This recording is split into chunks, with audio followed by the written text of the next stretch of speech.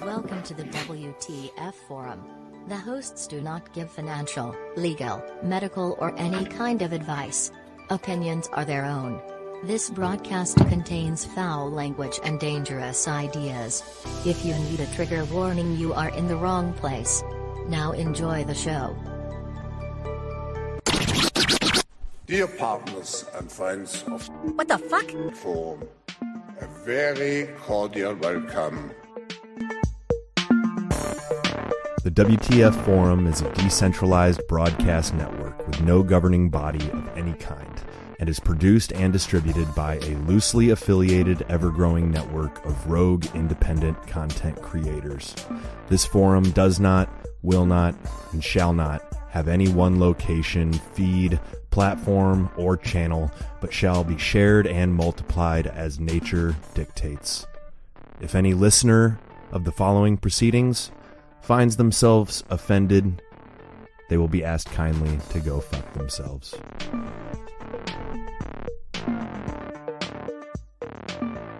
All right, what the fuck's happening, everybody? How we doing? Welcome to the What the Fuck Forum. I am Mike the Polymath from the Easy Peasy podcast, and we've got a good bunch of what the fuckers hanging out here tonight. I don't know about y'all, but I'm ready for a new intro song. I think we've got something like in the works.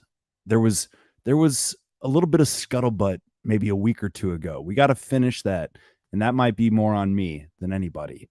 But Fido put together some music for us. I think we need to change up the intro. But I'll pass it around the horn. We've got a good group here tonight. I'm excited. I'll pass it over for now to Stella Q. Hey, always good to be here with you guys. It is almost the Brady Bunch, isn't it? It's just that Mike's like the absent father. Stella Q here with my friends from Union of the Unknowns and occasionally the Propaganda Report.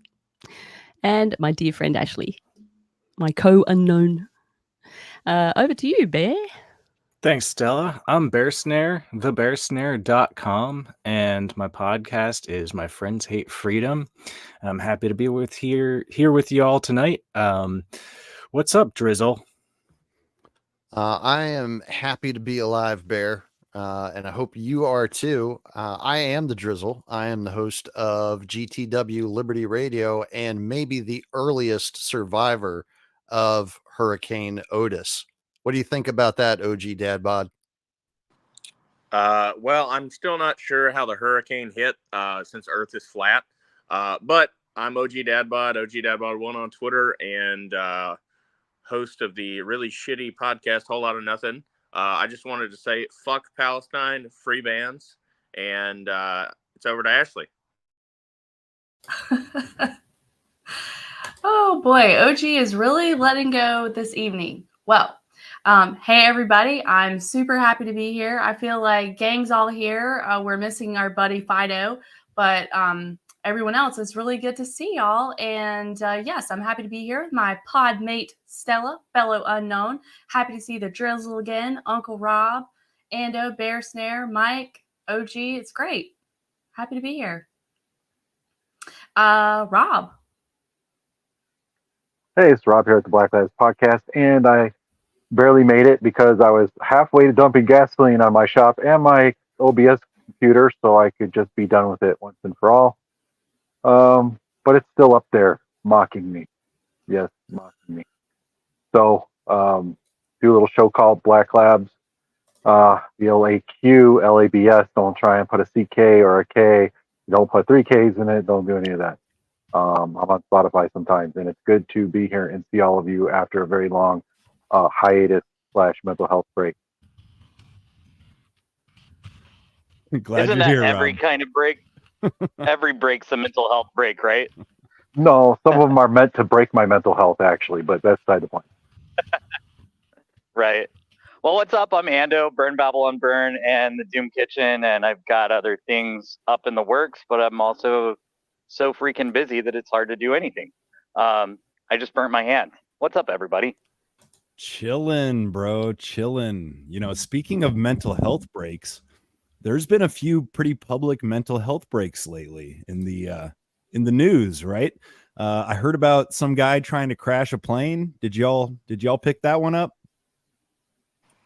Yes, sir. That was Mr. weird. Stick Yanker. He wanted to grab them sticks and yank them. That's for damn sure. He just want to be part of the LGBTQ community. Well, it's funny. I think in a way there's a lot of connections to be drawn between this guy and between we've heard of a number of folks, like I told you guys in the chat, like I think the theme tonight is the voices told me to do it, right? Because that seems to be a common theme. I don't know. Am I the only one seeing that, or is it seems to pop up pretty often? It's a thing. It's a thing. I saw a graphic where somebody had done maybe 8 or 10 different shooters, their news headline where it said that they had been hearing voices. I'll see if I can find that. Just reminds me of that old saying, the devil made me do it. Hey, I just, as an aside, I wanted to let you guys know that all the repeaters out here are having check-in calls. I barely hear you. And I find that very interesting timing. So, speaking of crazy. So say that again. I'm sorry. There was the other voice in there kind of threw me. A lot of ham radio repeaters are having check-ins tonight, and it's been going on for hours. It's nonstop. There's usually not this much traffic. Just saying. Yeah. I don't know if it's a federal, if it's been federally prescribed to do this, or if it's just people just preemptively going, hey, there's a lot of things going on, and they're doing check-ins. So this is like kind of some real-time breaking news here, because I haven't heard shit on my Baofeng hardly for like days, at least not since we did that emergency, the EMS service check. So I find it kind of interesting. Well, shit, man, that is halfway concerning, because that's all just voluntary guys, right? That's not like, it's not. Yeah, a lot of them are also emergency services also. So there's a lot of overlap, but yeah. So you're hearing voices over the radio, man. Be careful. Be careful. Don't do what the voices say. Well, all they're saying is to check in. So I don't know if they want my baggage or if I'm, check in at the FEMA camp. I don't know what kind of check in they're meaning. I need to be careful about that. Well, maybe before I play this first clip, Rob, you told me in kind of, just we were DMing back and forth, and you said that you're convinced somebody like hacked your equipment here recently. And I mean, what did you find out about that? Well, what it looks like is somebody got into my computer, and there is a file there that is blocking the ACO drivers, blocking the input to the ACO drivers into OBS. And it's a very directed file that's doing this. And I've been trying to remove it, and I've to no avail. And I'm kind of afraid to remove it because I don't know if it has, a bomb sequence on it that when you try and uninstall it, it automatically deletes the hard drive or what. So I'm trying to figure out how to extract this now. I took all the equipment and switched it over to my laptop and set up OBS on that, but wasn't completely done, which is why I'm on the potato right now. But everything on there worked right away. I just plugged it in and it worked.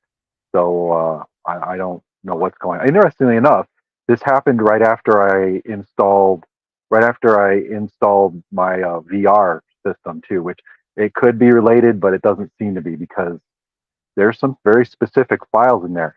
So one theory that somebody had given me about 20 minutes ago was that good old Mark Zuckerberg doesn't want you to use your Oculus to do podcasts.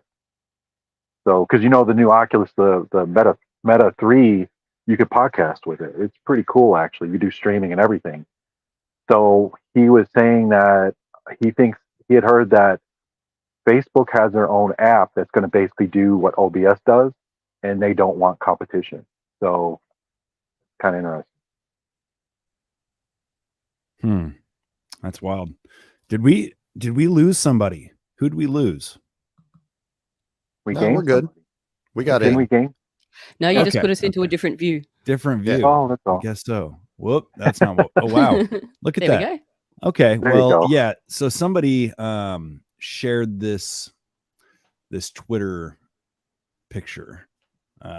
These are Exactly. a bunch of different headlines of different mass shooters hearing voices, right? Yeah, when you see it all put together like that. Mm-hmm.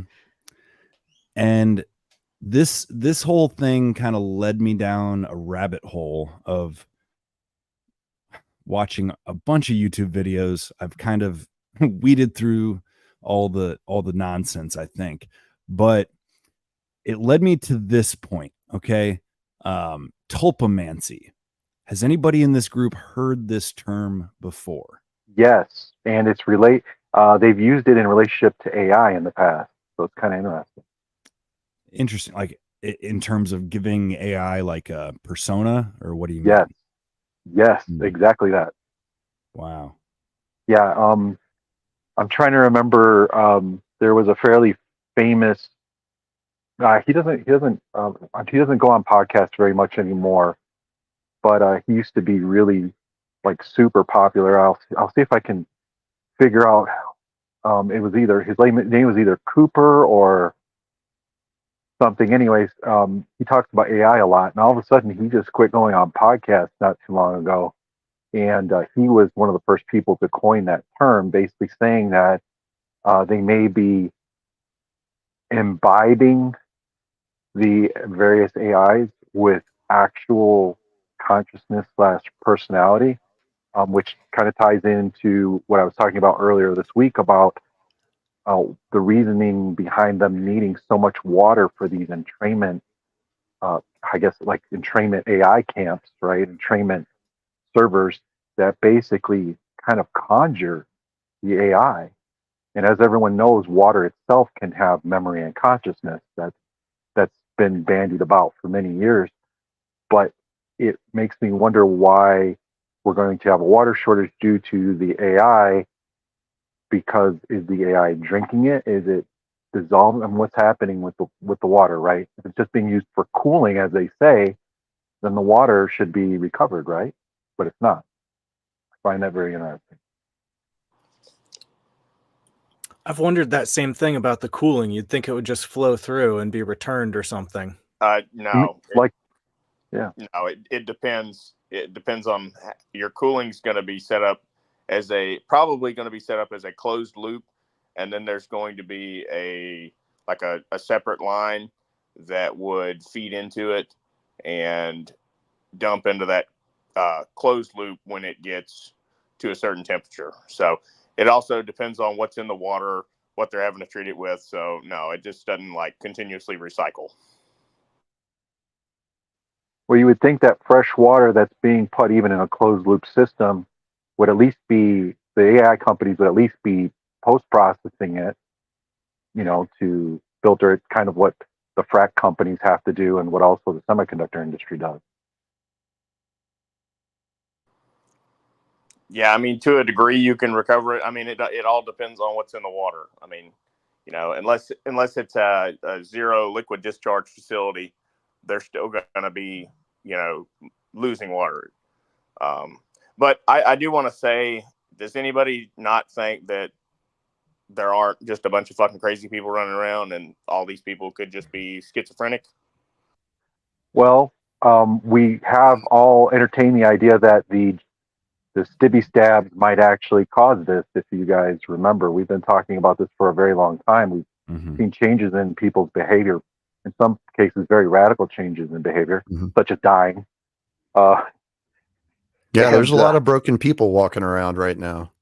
People aren't acting right, man. I mean, this has been really bad this last weekend here in New Mexico. It's been very bad.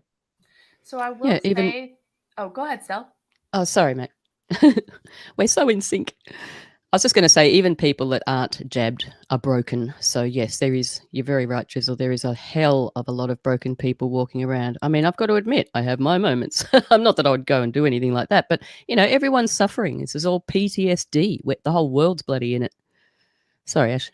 No, yeah, exactly. That we have this mental health crisis is being done intentionally, and it has been being done for a very long time against the population at large, in addition to poisoning of the food, poisoning of the water, poison medication, poison school systems, the whole package. And then now it has a lot of people are on pharmaceuticals, SSRIs, which are very, very bad for you. And there's a lot of evidence associated with that. But I certainly don't think that these mass shootings, to tie it back to that, it is coincidental. There is a very common pattern, and the goal is to create these false flags in order to be able to disarm the population. And that's, it's a very tried and true method. Luckily here, it hasn't worked yet, but they are absolutely working on that. And I don't for 1 minute believe that there isn't something common, like some sort of MK Ultra mind control stuff happening with all of these mass shooters, for sure. Yeah, and those SSRIs are also a common thread, and it's also come out lately, because that's what serotonin uptake inhibitors, isn't it? Like Zoloft is one, and yeah, it's come out lately that a lot of those things aren't working for what they were meant to work for, which is psychological help, depression, etc. They're just triggers, basically. If they're not doing what they're meant to do, what the hell are they doing? Well, there's also a lot of evidence that there's a lot of chemical discharge from those SSRIs. In other words, people are passing them through their body because their body is incapable of absorbing that amount of the chemical. And so it then ends up going into the local water supply. It doesn't get filtered out, in the recapture process, and so it ends up going back into like the drinking water, the water that comes out of the faucet. So Mhm. it's not just the people who have been prescribed these medications; it's literally extended to everyone in the community, especially if you have a high frequency of prescriptions of those types of medications in a particular community. Yeah, along with all the other medications too, hormones, etc. So I mean, it's Birth just control. Birth control has been Yes. shown it accumulates in the water supply. And first of all, it's kind of gross to think that we're drinking our own recycled shit water to begin with. Am I wrong? No, it's not, man. I've seen Bill Gates do it. That's part of the disgrace and desecration protocol. Basically, the globalists are like, "Oh, look, we got these stupid people to eat their own shit." That's always a thing with Yeah, them. like You know what I the mean? inversion. Yeah, the Yes. inversion of what is good and natural to humans. Right. So I get my water from a artesian well that flows just under its own pressure from an aquifer, and I am grateful for it. If you have the opportunity, I recommend finding a local natural spring. If you can determine that it's safe, but luckily, So it sounds like you're racist against artesians and you're ready to steal their water, huh? yeah, fuck the artesians, man. I even at one stage I looked into whether it would be viable to drill a well. I mean, we're just living in a suburban area, so it's pretty awkward. But nah, it wasn't worth it. Like there's no chance of doing it, not without like a fully Russian descent with a drill sort of thing. Yeah, if you know what I'm talking about. Yeah, well, the WTF Forum is your number one pro tobacco and pro groundwater podcast. But I want to play. I got well water. Yeah, groundwater is where it's at, man.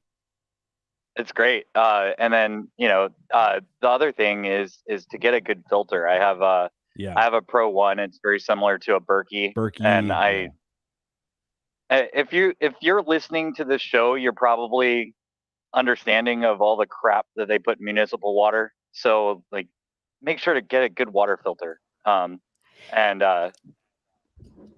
use that on, if you have to use city tap, definitely get a good water filter. I mean, these things, that stuff is nasty. They put all kinds of chemicals through those pipes. Yeah, if you're on city like me, get an RO, and I also have a 3-stage filter that it goes through first. Like, I am definitely getting that recycled water, even though, we have a creek, we have a water source and everything, but I'm sure it's not perfect. And there's plenty of pesticides where I live. I've actually. Oh, sorry, Mike. You go. Well, I was just gonna say I've heard RO. The only problem with it is it's like totally mineral free, so you almost have to supplement. Restructure it. If that's the case. I replace it with sea salt and mineral vitamin mixes and stuff. Gotcha. Yeah, which is part of the reason why sometimes, you drink water and you drink water and you drink water and you still don't rehydrate. It's because a lot of the minerals have been stripped out of it. So yeah, there's this whole industry now, which is about restructuring water. So but there's ways you can actually do it without buying all these expensive chemicals with droppers and inconvenient stuff. For sure. But my aim was to, even though I wanted to get one of those reverse osmosis systems put in, I realized that relies on electricity. So what I did was I've come up with this thing where I've got this upside down drinking bottle and I put like sand, rocks and charcoal and stuff in it. And so the water from the town goes through 2 of them first, and then it goes into 2 Berkeleys, and then it goes and sits inside a copper pot, which also, disinfects it. So that's the best I can do, but fluoride actually can slip through a lot of those filters because it's like a 0.0006 micron size or something, and so you've actually got to get filters that are specifically for fluoride as well. Yeah, it's tiny. It's a realize. tiny molecule. Mine doesn't use electricity though. Mine's just water pressure. So you might, if you want it, you might want to look into it more or something. Maybe I'll have to check something from the US. Maybe it's prohibited in Australia. No doubt. Yeah, if you could give me a link or something, that'd be awesome. Yeah, we'll do a name, even just a brand name, something. I'd be curious to ask for OG's opinion, given that he works like in wastewater. Yeah, I don't know of any RO that doesn't use electricity, because the whole theory behind RO is you take water, run it through a high pressure pump through a membrane, and the good water permeates through the membrane, and the reject goes to the center, and that's sent to the drain, or it gets recycled. So I mean, I would say for most people, if you had like a little home RO that went under your sink, and just a carbon filter, or like on maybe, I guess you could call that like an iron breaker or a softener on just coming to your house, I mean, you would be amazed at the shit that's just in your drinking water. So yeah, so OG, do you know how to get fluoride out, or is it just like what the guys are saying? It's just so small that you really can't? I mean, I don't know that. I'm not that familiar with it. I mean, I would assume that an RO would reject fluoride. But I'm more used to industrial applications of that. So I'm not 100% sure what micron size your typical membrane is going to reject. I'm used to dealing with stuff that's like 8 inches in diameter versus, something that's like the size of a Coke can. So, but I mean, you could probably get some different membranes, or, I mean, Bear Snare, I'm assuming you probably have like 3 stages in your RO. Yep. 3 stages. So, and it purges as well. So it's got a line that goes out a drain so that it can clear the filters. Yeah, it's going to do like a pre-rinse and probably some sort of post-rinse so it doesn't scale up. Yeah, something like that. I don't exactly know how it works, but it is pretty simple, and mine just runs off of water pressure. So I've got an Amazon link that I'm about to post, I think. I was going to say, I know well, I know like Stella said, you can get like a special, if you have a Berkey or something similar, you can get like a attachment filter. I don't bother with it because I exclusively drink the groundwater, so it's fluoride free. But I run that spring water through a Berkey just to be double safe. But anyways, Rob, did you have something to say? Oh yeah. So what they do to get rid of the fluoride is they use a aluminum resin matrix that is very similar to zeolite, and what ends up happening is the fluoride bonds and gets trapped by a reaction with the aluminum matrix. You're And that's telling me they basically just the use whole- an ion exchange resin?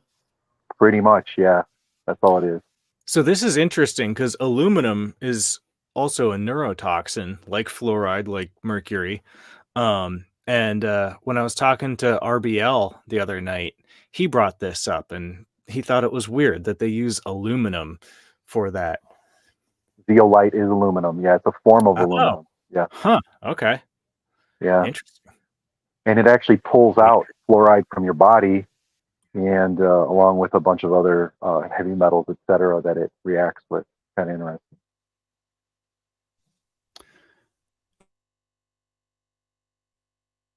Mike, your mic.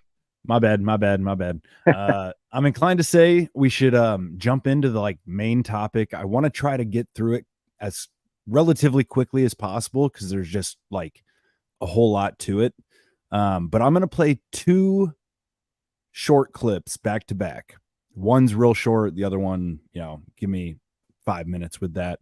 But it's, to me, sort of 2 different potential explanations in a sense for some of this craziness that we're experiencing. The maybe pinnacle of this iceberg being the mass shootings and whatnot that we see. But sort of what's the root cause is what I'm more interested in. So I'm going to play the shorter one first, and then I'll jump into the second one and we'll kind of go from there. I've got quite a few other clips, most of which are very short, but it's all to kind of, I guess, demonstrate a point and make an argument. But anywho, this I found interesting. This is from the Naval Postgraduate School, which I don't know.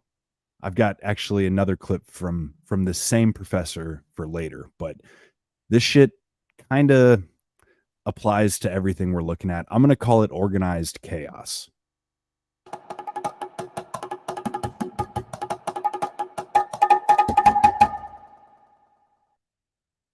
So, can everybody see this in the back? You want to be able to see this. One pendulum, another pendulum on top of it. Okay, I can start the energy off in one pendulum, and kind of boring. It's actually beating here. It's not resonant beating. This doesn't look real dramatic. That's not why we had this built. Okay? We had it built for this reason. You can go over the top. Look what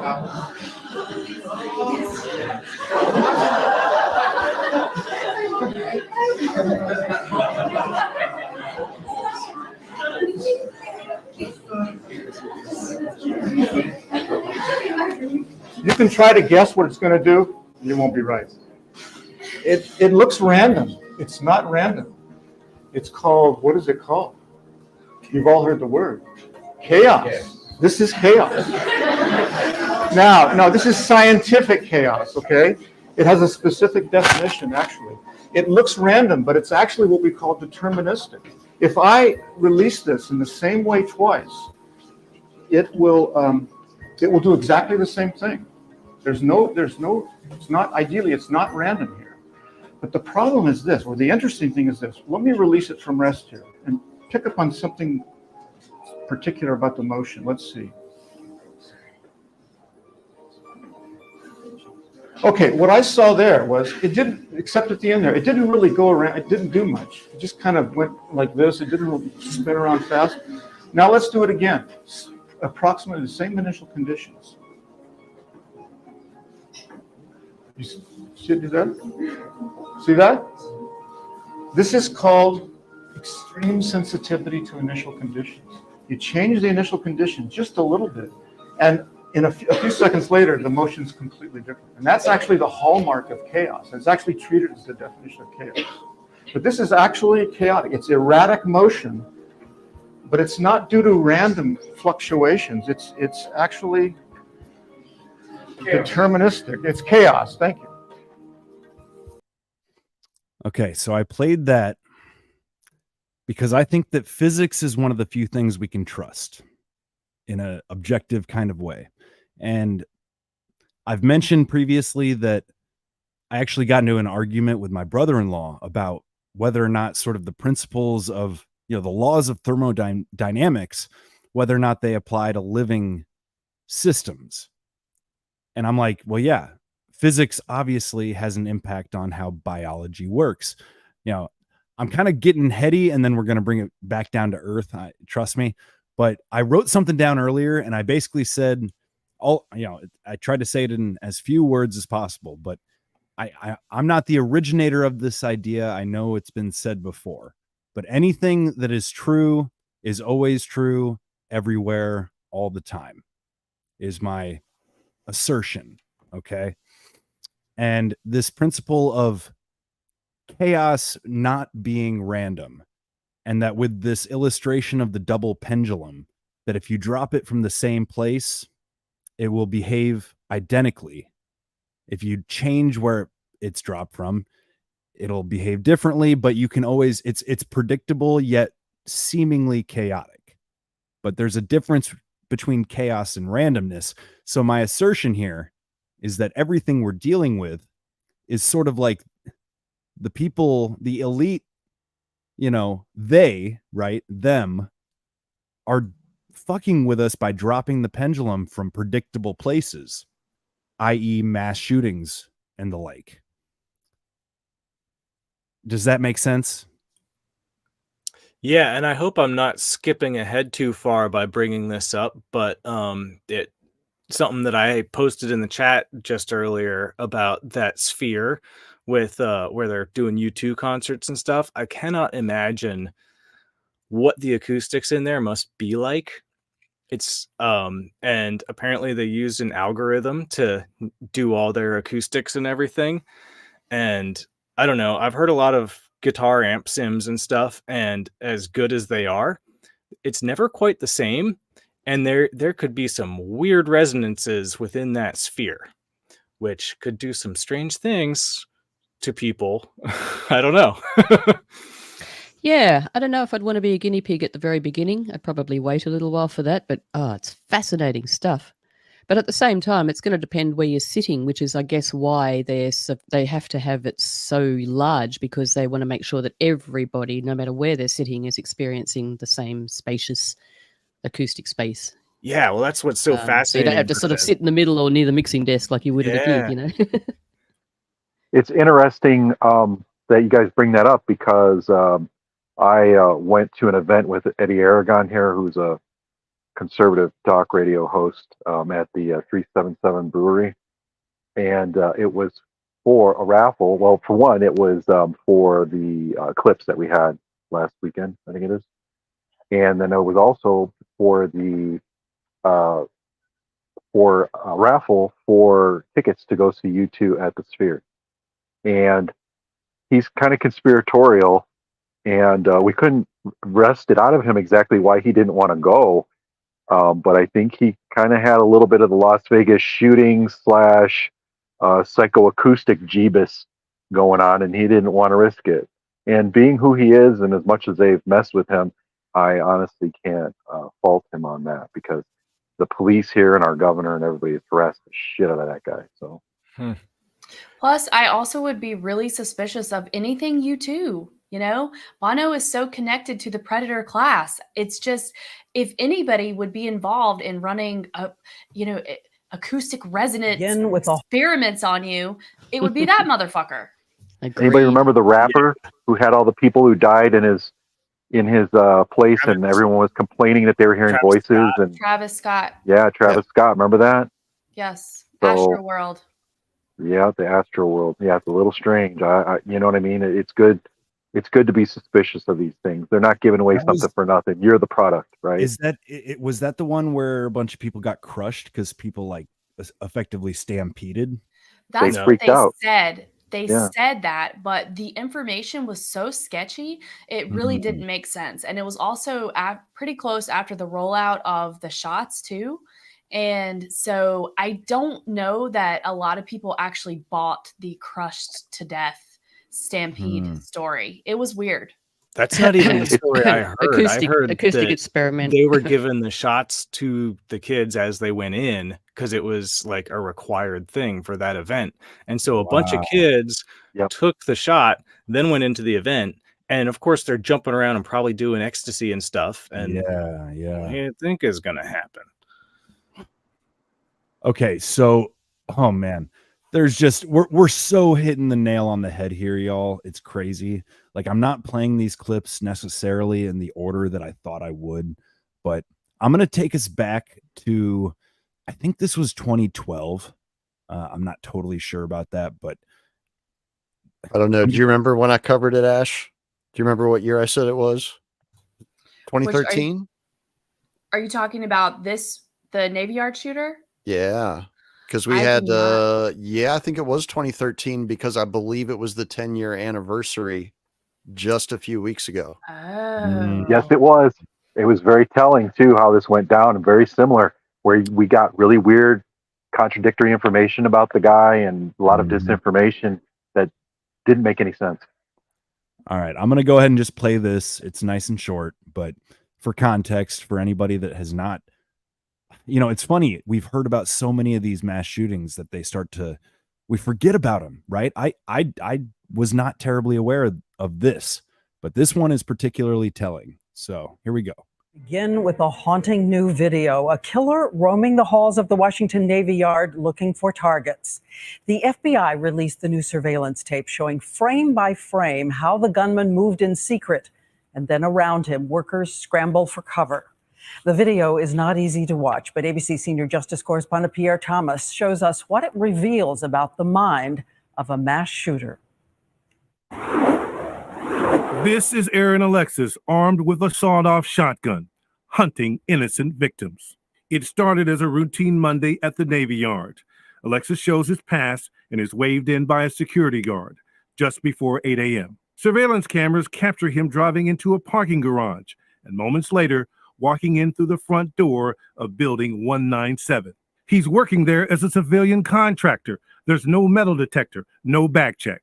We next see Alexis armed with the shotgun, peeking around corners, checking doors, looking for anyone to ambush. He moves quickly down the stairs with purpose, eager. Look, he sees some people and ducks behind a wall. And today, the first official explanation of why. Was a mentally unstable individual. This shotgun is the primary murder weapon. On it, he etched a number of carvings, including "End to the Torment," "Better Off This Way," and "My ELF Weapon." Alexis Okay, I'm pausing for a moment because the one etching they didn't expressly say out loud is the first he one. etched a number of says, "Not what y'all say." Okay, Yep. very, very interesting. Okay, I'm gonna play the rest. It's only like another minute, but here we go. carvings, including "End to the Torment," "Better Off This Way," and "My ELF Weapon." Alexis had been hearing voices and believed he was being bombarded by microwaves, something naval authorities knew about. There are multiple indicators that Alexis held a delusional belief that he was being controlled or influenced by extremely low frequency, or ELF, electromagnetic waves. And in his computer files, the FBI found this. A document retrieved from the electronic media stated, quote, "Ultra low frequency attack is what I've been subject to for the last 3 months. And to be perfectly honest, that is what has driven me to this." And so on what should have been a routine day, Alexis killed 12 people, mothers, fathers, sons, daughters. Okay. Any thoughts up to now? Yeah, did he get to call on his UAV? Say what now? He had a 12 kill streak. He should have gotten like a UAV and a Predator. Is this a Call of Duty thing? I'm Yes. sorry. Yeah, man. I don't play games. I'm not a gamer. I'm sorry. But okay, so in case you Yes. doubt that this is possible, like the weird thing is, right? The Navy seems to be kind of a thread here. I'm going to go back to the professor, the Naval Postgraduate School, where he illustrates that it is possible to project voices into someone's head. Before I play it, I feel like I Mike- heard somebody want Mike. to talk, but go ahead. Mike, give me a second. Yeah. Hey, that's where my mentor was from when I was at the Language Institute, right? He was I one of did the- not know that. No. Yeah, Naval Postgraduate, because I was at Monterey Naval Postgraduate right up the street. Hmm. And I used to get invited to different seminars, etc. Now, here's what's funny about that is Naval Postgrad, Defense Language Institute, and Fort Ord at the time were linked inexorably, and we were having there was a scandal on Fort Ord where they were using U.S. soldiers to experiment with them using various types of psychological techniques and psychological medications, and they were doing it illegally. It wasn't approved by the FDA. That was one reason why they shut down Fort Ord, and that's why you don't hear anything about any of the real reasons why they shut down Fort Ord. So I find it interesting that it would be coming from Naval Postgrad. So Can I just point out a couple of things there? Yeah. So they said that he entered building 17, which adds up, building 197, which adds up to 17, which is a very prominent number. It's the 17 steps of the WEF, for instance, but it comes up a lot. And the other thing is not what y'all say that you pointed out, Mike. I was just putting that through an anagram, and it has an endless list of possibilities that come out of that. But yeah, there's some really interesting ones. Like, when was this, by the way? I wanted to ask the sort of time date. 2013 was that one. Okay, right. Yeah, I don't know. See, I don't know enough about what was happening in some of these, but like a few of the anagram things is like Atlanta, Ayatollah, Alan Watts. I mean, who knows what sort of codes they're using with some of these things? I don't know. It's just a possibility. I want to throw something out there real quick too. Right about that time, they stopped doing double inspections. So it used to be when you're on a naval facility or a military facility, like when I first started in Tucson at Davis Montham at Raytheon, it used to be that you came in, you got your car inspected, etc., and then as you went from building to building, there would be another ID check and a bag check before you went into that building. So as you go between the buildings, you would have another check. Well, in Raytheon, from what I heard, a particular guy who was transsexual, he was the one who basically put a stop to that because I think they, from what I had heard, and it's just a rumor at Raytheon, that they had inspected his bag and found sex paraphernalia. And we'll just leave it at that. So rather than go through a lawsuit, they got rid of the security. It sounds very familiar, doesn't it? Kind of defund the security, defund the police type of thing.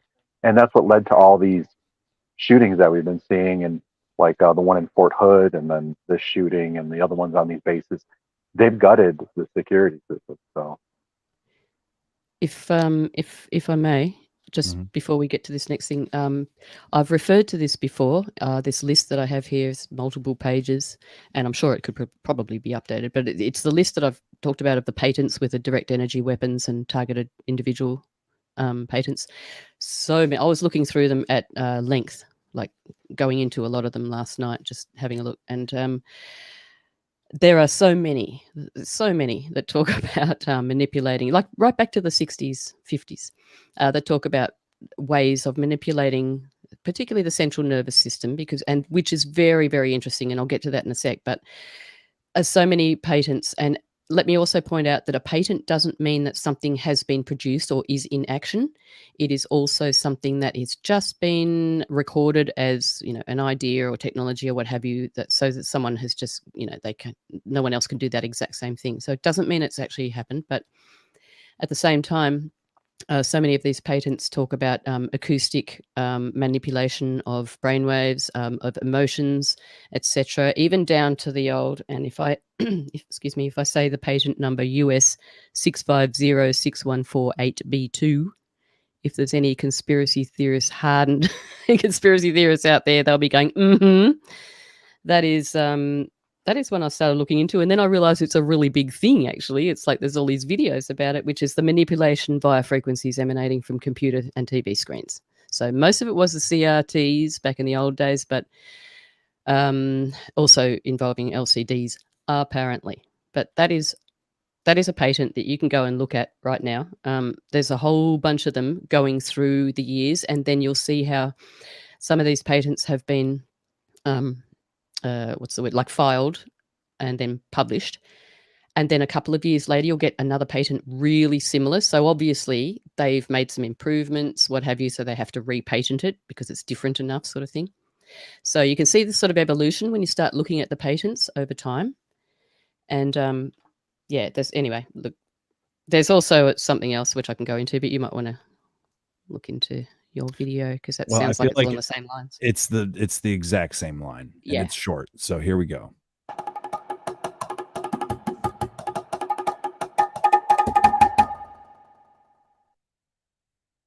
Okay, everybody knows what this is. A laser, right? Nice beam of light. Many applications. What about sound? Can we create a laser-like or a beam of sound? Well, it's very hard to do. And the reason it's hard to do is that typical sound wavelengths are like this big. And long wavelengths bend. They bend around objects. If you have two people on either side of a barrier here, an opaque barrier, they can't see each other, but they can hear each other, right? How can that happen? Well, the sound diffracts. And it diffracts because the wavelength's long. When the wavelength's small, if the wavelength was very small, the sound would just go out here and this person wouldn't hear. So this makes it really hard to create a beam. But people have been extremely clever about this. And there is a way. It's complicated. We teach it in an advanced course here, and it takes 2 lectures. Is that right, Andres? Well, he left. He's supposed to do that? So I'm going to try to give you just the basic, make this really simple. This is called an audio spotlight, and it's only $2,000. And you know who paid for it? Your parents, right? Okay. So what it does is it has some transducers here, some discs that generate sound, and it puts out 65,000 hertz, 65 kilohertz. How high can we hear? Around 20,000. Well, you might be able to. Not you get older. Not down around 11. I don't think even them can hear. What? I don't think. Yeah, I think. Yeah. By now they are probably 18 or 17,000. Yeah. Well, you should have a hearing tested. It's important. So anyway, 65 kilohertz, way beyond ours. Dogs can't hear it. It turns out cats can. Okay, bats, no problem. They're typically, they go up to 100,000 hertz. All right, so we can't hear this. It's going. I haven't turned it on yet. When I do, it's going to blast out a 65 kilohertz beam. Because the wavelength is so small, it doesn't spread. Because 65 kilohertz has a wavelength like that. So it's going to be, in that sense, similar to a laser. It just comes right out as a beam. Now, how do we make that audible? Well, they put a modulation on top of the 65 kilohertz. There's a modulation. And now, here's the next thing I have to tell you. That 65 kilohertz is very high amplitude. It won't hurt you, we don't think. Okay? You certainly can't hear it, and we don't think it'll hurt you. And it's very high amplitude. And what happens when you have 2 sound waves like this, sound plus sound can create sound, but only at high amplitudes. At low amplitude, sound waves just travel right through each other. You may be sort of familiar with this, but at high amplitudes, you can create sound. So what happens in this apparatus is the audio sound, the sound that you're going to hear, is actually created in the beam, not here. And because it's created in the beam and it stays in the beam, we have a beam of sound. So let me demonstrate this for you. Let me turn it on. And I'm going to find the piece of music that we like. Yeah. You may not like it. The Eagles. You like the Eagles? Okay, good. Oh, we have a friendly audience this year. Yeah. I think they're just saying that to make us feel better. Right. All right.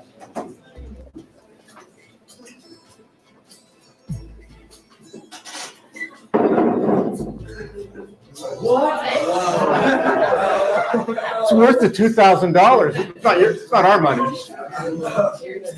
Now, the sound that you're hearing is being created in this beam. It almost sounds like it's coming from your head. So let me try to scan the whole audience here so everybody gets to hear this. Absolutely remarkable. Pete, are you getting it?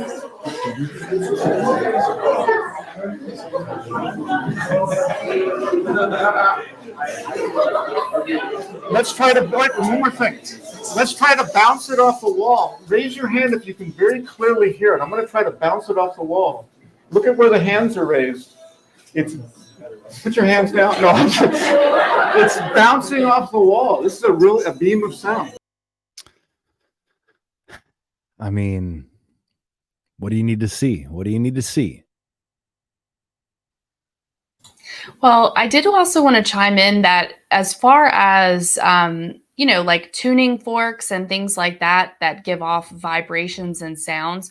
And there seems to be a pretty clear association with that affecting, either healing or like calming people, calming animals, stuff like that. There's definitely something to all of this stuff for sure. Yes, which takes us to people like Royal Rife, who they, put shit on. But he claimed to have been able to burst, cancer cells, etc., with certain frequencies. He also had sympathetic frequencies going on with that. It was a very specific science. There is a chart available actually with all the frequencies from Royal Rife, but I don't think it's that easy to find. But I'm just looking right now at these this list of patents, and it's just full. It's full of patents that can do all this stuff. And it's full of like exactly what they just did then. Oh gosh, now I've just lost it. Here we go. US patent. This is a filing date, 24th of January 2014, published October 2014. US 20140309484A1. Induce desired brain state in person by adding waves into a music file. Lots of them. That's just one. Yeah, if this stuff didn't have practical applications, either from a military or a civilian standpoint, the money would not have been spent on R&D. They would not have continued working on this technology. It would have been abandoned a long time ago. Yeah, this is a continuation of MK Ultra, really, isn't it? It's just just look on the face of it. Some of the sub projects, yeah. Who needs MK Ultra though? If, say, for example, every time they go to work outside, right? You have a robot that has that sound cannon on it, okay?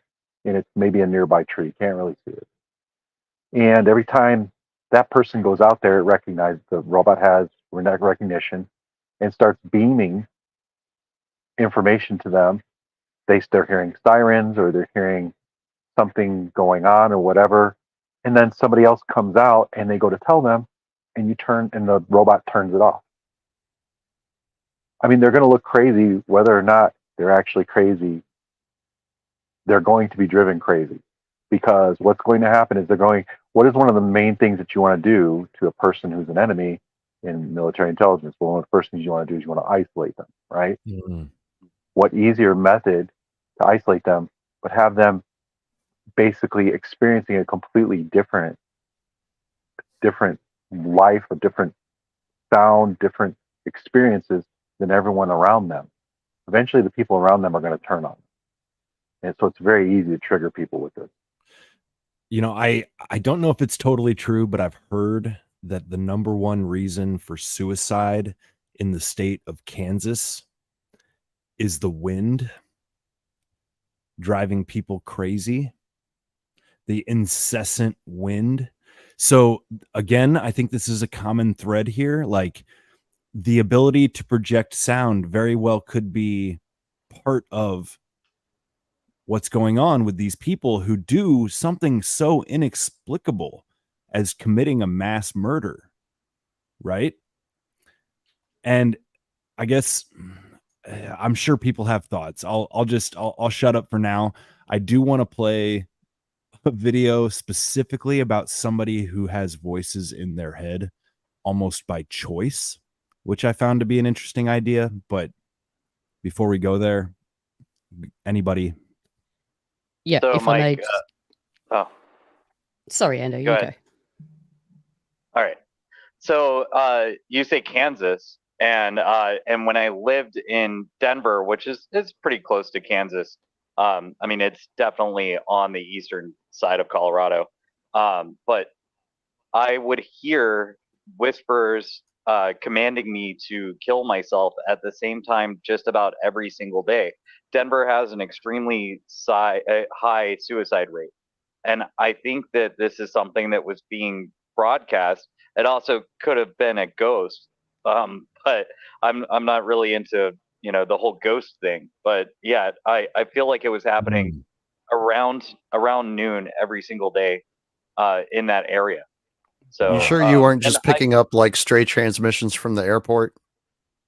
Possibly. But yeah, and I wasn't suicidal. I was kind of in a funk, but I wasn't suicidal at all. And just hearing that suggestion every day, it was weird. It was like, oh, you're trying to get somebody else. Like that they're trying. It felt like they were trying to go for somebody else. I don't know. It's just what I thought of. Well, and you know what's funny is there with these cannons. I've been involved in some of the work on this type of a system, and what's interesting is, did you notice it was reflecting? So it could actually hit people that it's not necessarily intended for, especially if it's in a very crowded area. So if they were doing that intentionally in that area, it could have been meant for somebody else, and you're getting a long distance reflection or something like that. So they actually talked about that in a lot of the literature. So it's like playing pool. Kind of, yeah, because it's so directional. Yes, very much. Dude, I mean, this is my point. I think it's all physics. Like when you really boil it down, everything is just energy and frequency and vibration. velocity and vibration. Thank you, Mr. Tesla. It's crazy. It sounds all hippy dippy, but it's true. So let me play this real quick. It's going to be a struggle to get through all the clips I have, so I want to kind of keep it moving, but this is very interesting to me in that if you can project a voice in somebody's head, you can create a personality inside of another person's brain. Okay. In pop culture, hearing voices is generally not perceived as a good thing. I am Jack's smirking revenge. But there are people who find the voices in their heads to be therapeutic. They intentionally create these voices. They're called tulpomancers. A tulpomancer creates a tulpa, similar to an imaginary friend, but with a twist. These imaginary friends possess their own thoughts and emotions. They can act independently of their creator. Meet Jacob. He's a tulpomancer. We met on Reddit, and I reached out to learn what it's really like to hear voices. About 4.5 years ago, decided to, you could say, no longer be alone. Jacob is a 20-year-old psychology student. He grew up in a military family, and 4.5 years ago, he created a tulpa, Ari. We interviewed Jacob, the tulpomancer, and his tulpa, Ari. To keep track of who's talking, look in the top right corner. If you see a purple pony, that's Ari. Jacob and Ari are two people that live in the body that you're looking at right now. I am Ari, and I am a tulpa. I see myself as a bat pony, as a pony with bat wings and glowing golden eyes, and a greatcoat and a midnight blue mane. So Jacob sees Ari as a pony. This is Dr. Samuel Vizier. He's the first person to ever conduct research on the tulpa community. He has a theory about why Jacob sees Ari as a pony. Because there are more things that one can do with imagination, they also provide, I don't want to call it an escape, but they provide an opportunity to engage in a richer fantasy world. This is why many tulpas have non-human forms, such as elves or ponies or sort of made up beings. Why would someone choose to create a tulpa and hear voices? I would move every other year, being raised in the military, and so I desperately needed someone who could stick with me. I think the purpose of the tulpa fits the completely normal human urge to connect with other people and to not be lonely and to be social. We are through and through, evolutionarily, we are social beings. Ari is able to possess the body and front, meaning she can control the body and speak for herself. Jacob and Ari have come up with 2 different methods for switching. There's a possession scene in the movie where someone who comes into the body grasps the hand of someone else and flips it. And when they flip it, the entity that wants to possess the body flows into the body. And since seeing that, that's been a way that Ari and I have been able to quickly possess. So all I'm going to do is relax my body and let go of tension and just allow the presence that is Ari to flow in to my feet and then my legs, and then my midsection, then my arms, and then my neck. And when she begins to enter my head, I hear my mind voice begin to travel into the back, and I hear hers begin to go into the front as she affirms that.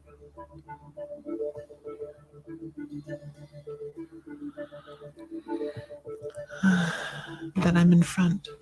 Hello. Everything that people say Jacob do, I can do. Some areas better than him, some areas not as well. So Ari lives in Jacob. Okay, I'm sorry. This is like, it's terrible. It's so hard to watch. Oh my God. That was pretty I mean, good, seriously, yeah. do we not understand what dissociative identity disorder is yet? People, come on. It's like I know. Like, I don't know. He's I a don't know psychology who- student. Yeah, Jesus. isn't that the funny? There were so and in the many- military. He Yeah. was being enabled by a psychologist. Mm-hmm. Mm-hmm. Yeah. Who's apparently just as crazy as his student. Did you Lock notice him he in the literally? bedroom. Did you notice he literally used the word like allowing Ari to possess, quote unquote? Correct. Possess. Yeah.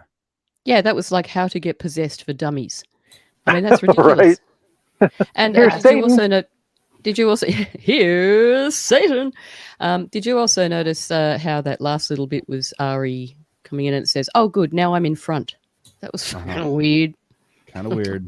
It was very weird. Hey, everybody, I'm getting ready to jump out of here, but I just wanted to tune in, hang out with you for a little bit, and I hope you have a wonderful rest of your show. Thanks for letting me on, Mike. Yeah, And of course. I will talk to you later, okay? We'll miss All you. right. See ya. See ya. Have a good night. Ashley, Bye. Love you guts. Love you guts. Ashley, before you go, tell us how we can find the Union of the Unknowns. Well, Ando, I'm glad you asked.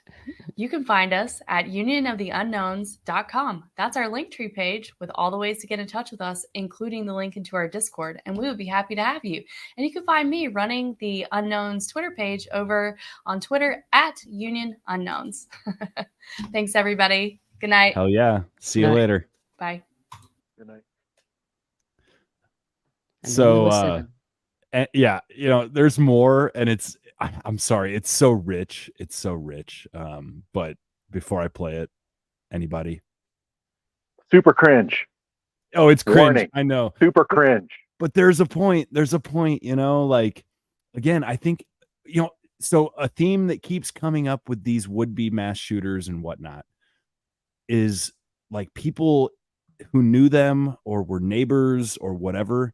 They're like, it's so out of character. Like, I never could have imagined. Like, they were just like a normal person, right? Which is part of this psyop to be like, oh, it could be anybody. Well, yeah, right? that was part of the Yeah. serial killer psyop in the in the 60s, 70s, and 80s, right? It's all in the service of inspiring fear in the population, like literally in your neighbor. Or maybe even your spouse. It plays in the pre-crime also. The fact that, hey, we've got to do these things because you're all crazy. You see what this guy did? Yeah, you're nowhere near as good as he is. So we need to lock everybody down forever.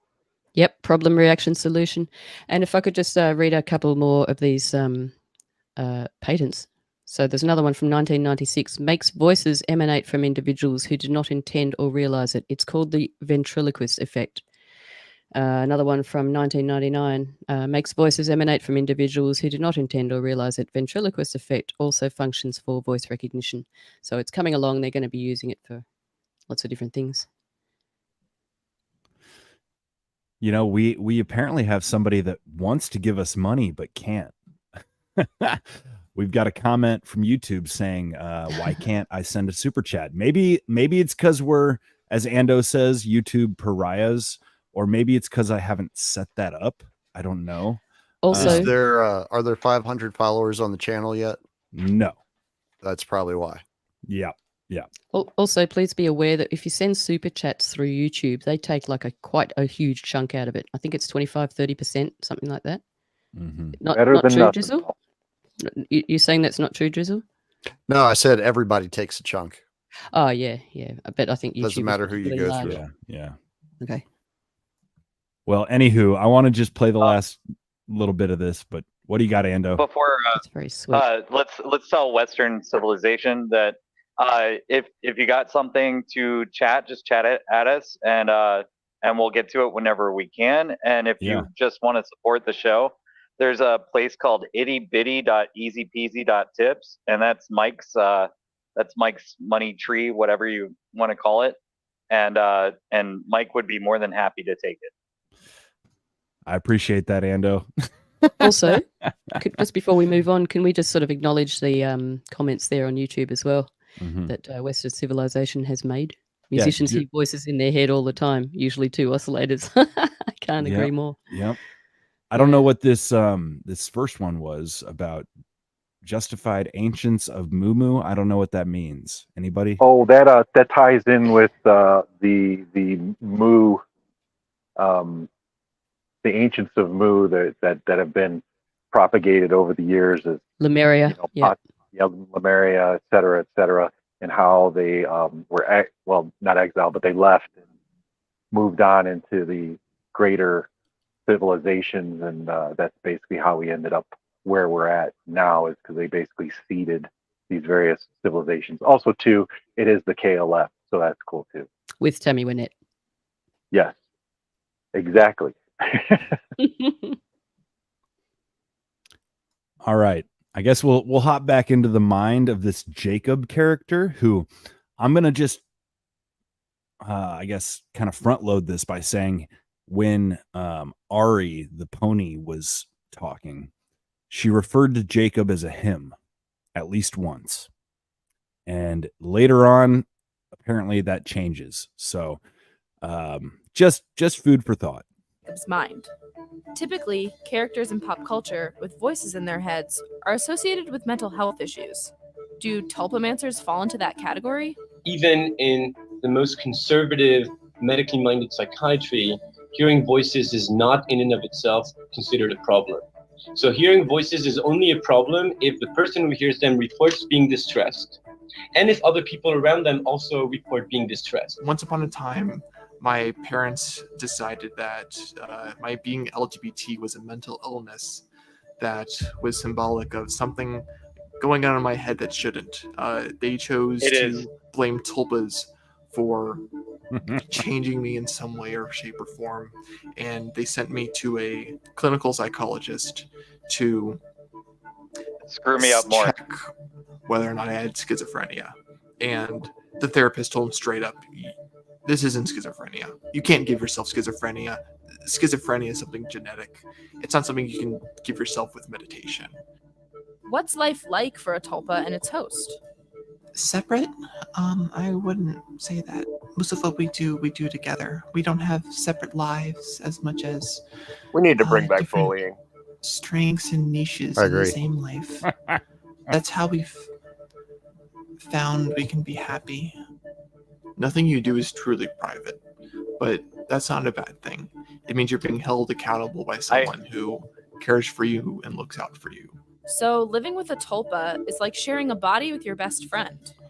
It's like sharing a body with your best friend, guys. Come on. This Don't- is don't- this don't is be- on the don't- background.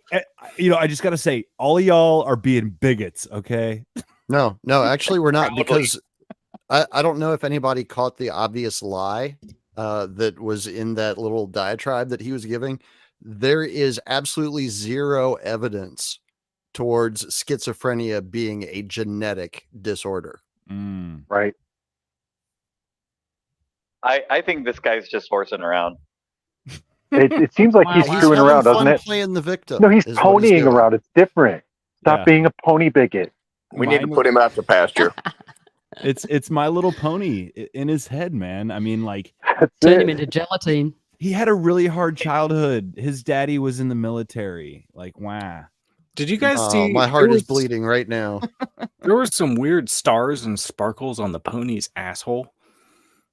I missed that. Oh God. Oh. Putting a spotlight on the arsehole. Not the Here hand goes the drawn butt pony, worms. but the Goddamn. rendered one. Okay, I'm gonna put us out of our misery. One more minute. Do they ever fight? We'll argue and make each other upset, but we always make up and we never have any lasting breakdowns between us. Unfortunately, the internet isn't always the nicest place for tulpamancers. Tulpamancers suffer quite a bit of bullying.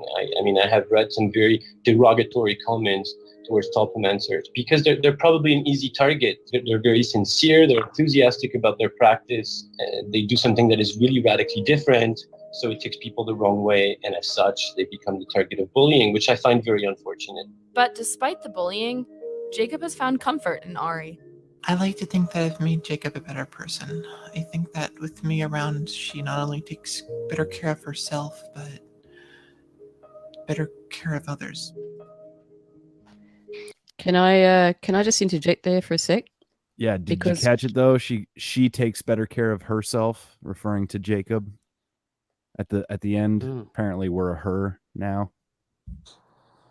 Just saying. Sorry, go ahead, Stella. Just that last few moments, I just went, holy crap, that sounds like Michael Jackson. Didn't it? So like- Maybe that was what's wrong with Was he Michael being Jackson. Was he being completely controlled in his last? I mean, we sort of know that's probably true, but that was just, to me, it was just like this instant. Oh, it's Yeah, I don't know. full of drugs. I mean, they put him on all kinds of stuff. So yeah, that's why you don't talk about those certain people, right? So, I yeah, think for that sure. poor kid had his innocence stolen way too young. You might have a point there, Bear. What are the odds this person's still alive? When was this filmed? Hmm. I'm gonna say they're either dead because they killed themselves, or they're in jail, or some sort of mental asylum. Or could have taken the shots. Can I read a little interesting thing about, like, relating to frequency and also relating to the number 33? Funnily enough. Yeah, I'll say Sure. real quick that Great. video was posted 5 years ago. If that, Yeah, I don't okay. No, that's relevant. Yeah. yep. Go Worth ahead. mentioning. Okay, so I was just sort of looking up a few 33s, and one of them is the feathers on the eagle of the Great Seal of the US has 33 feathers on the left and 32 on the right. Schumann resonance, 7.83 hertz, is 33/32 ratio, and the human body resonates exactly 33 octaves above its Earth fundamental vibration. So all this stuff is just, as you say, a lot of it's science and physics, etc. It's very interesting. The number Well, of Just man. interesting. I was gonna say 33 repeating as far as 1/3. It's a Oh, it goes interesting- on and on. There's a huge list of Yep. them. Yep, right. But I know you want to move on, so Well, it's relevant, and it is our 33rd forum. Maybe we should have said that right at the beginning. So that's kind of wild. Holy hell. That's, thank you, Ando, for keeping count, because I stopped counting. Yeah, I count things. So I'm wondering, use the like, count. It's part of the 33. tism. It's part of the tism. 33. Kind of like they, them, Ando. Are you one of them? They count things a lot. blah blah. So I'm wondering, what or who do we think the the tulpamancers are, right?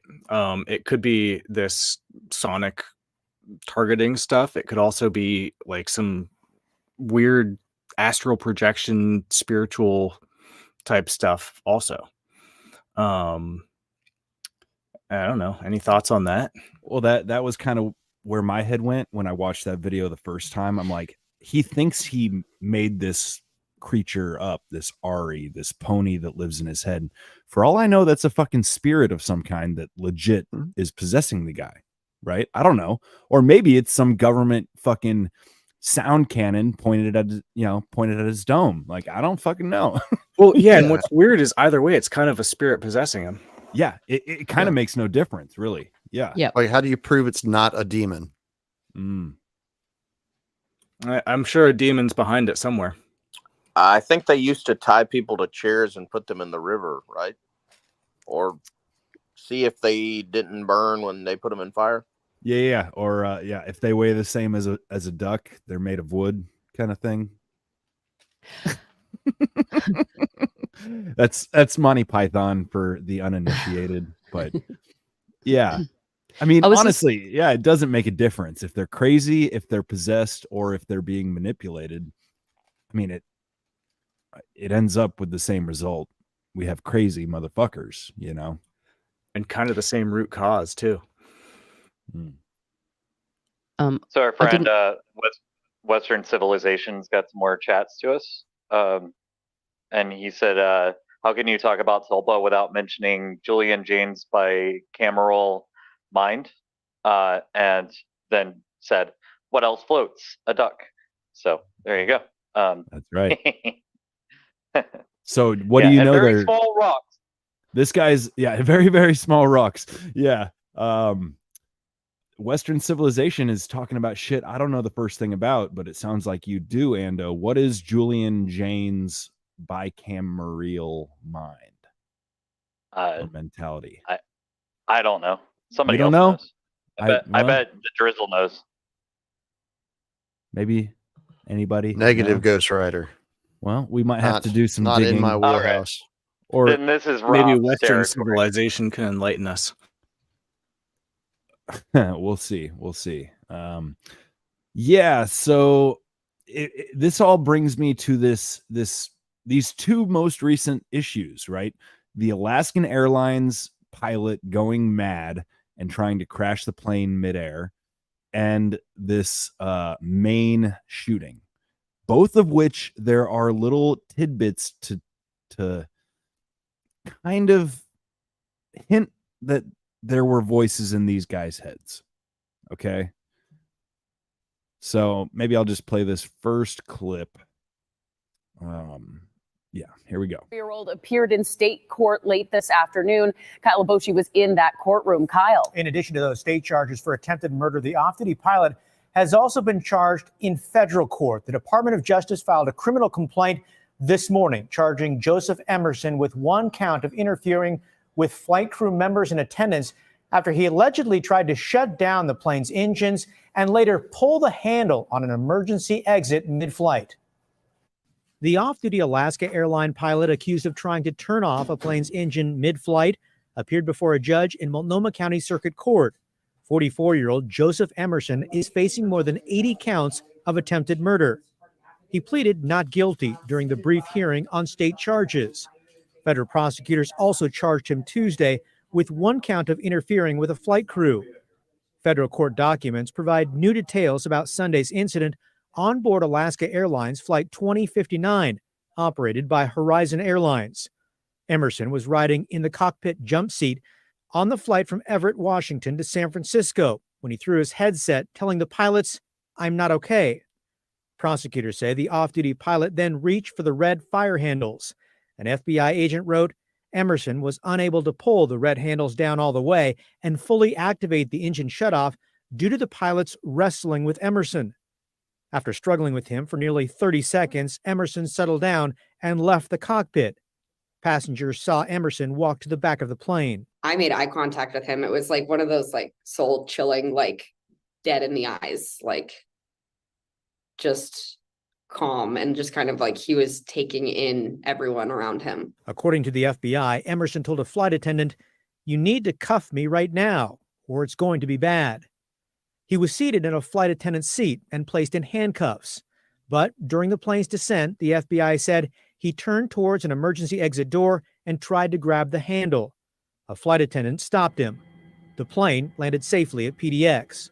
While in custody, Emerson told police he was having a nervous breakdown, hadn't slept, was depressed after losing a close friend, and he talked about using psychedelic mushrooms 48 hours before the incident in the cockpit. Jail officials say Emerson is on suicide watch after indicating he wanted to harm himself. He'll be held with no bail until his next hearing. Emerson's family was in the courtroom today, but quickly whisked away after the hearing and not available for comment. Of course not. On the Alaska. You know what's interesting is I don't recall hearing many people who have suffered psychotic breakdowns know that it's happening when it is happening. Well, you took some of those Janet Yellen mushrooms like she ate when she was hanging out in China, huh? Delicious mushrooms. Did she go, what? Mushrooms have come up a few times in the news lately. There was a weird thing, I think it was on No Agenda, where they talked about someone took mushrooms and they grew in his bloodstream or some BS like that. And I'm wondering if there's some kind of strange agenda against mushrooms.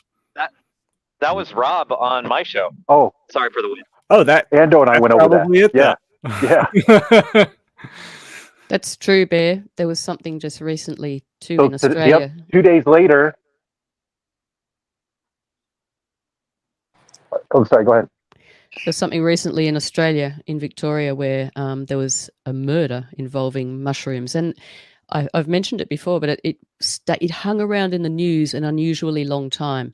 They kept prodding it at us, like for 2-3 weeks even. Or it's still going on, actually. I saw something just recently. I actually didn't really follow it that much, but I followed how much it was being pushed, and it was quite odd. So yes, I would agree. There is definitely a mushroom agenda at the moment. Just keeping it all in our minds, like keeping it fresh, as in normalizing it as well, I guess. Multifaceted. Hey, Stella. I don't know if you're paying attention to the Black Labs channel, but I found an article only 3 days ago that talked about how there was fungus that was basically mushrooms that were able to be maintained and grow in the bloodstream, and that was only a few days ago. It rings a vague bell. Yeah, I think I might have seen that. That doesn't surprise me at all. I mean, there's a lot of fungus in us. I don't think people realize how much fungus grows in us just naturally. I mean, our nasal passages are disgusting. I never watched it, but wasn't that the premise of The Last of Us? Yeah, I was gonna say it sounds like the damn video game. Yeah. So, do you think, Rob, that sort of might be related to something that happened post 2020? Or just another thing? Well, the one that happened, I think it was 2017 was the one I was talking. It was the first one that I had shown about how it was growing in the blood, that he injected himself and it started growing in the bloodstream. But as far as sustained growth in the bloodstream, they hadn't seen that ever. And that article just came out about 5 days ago, and it was in the physics.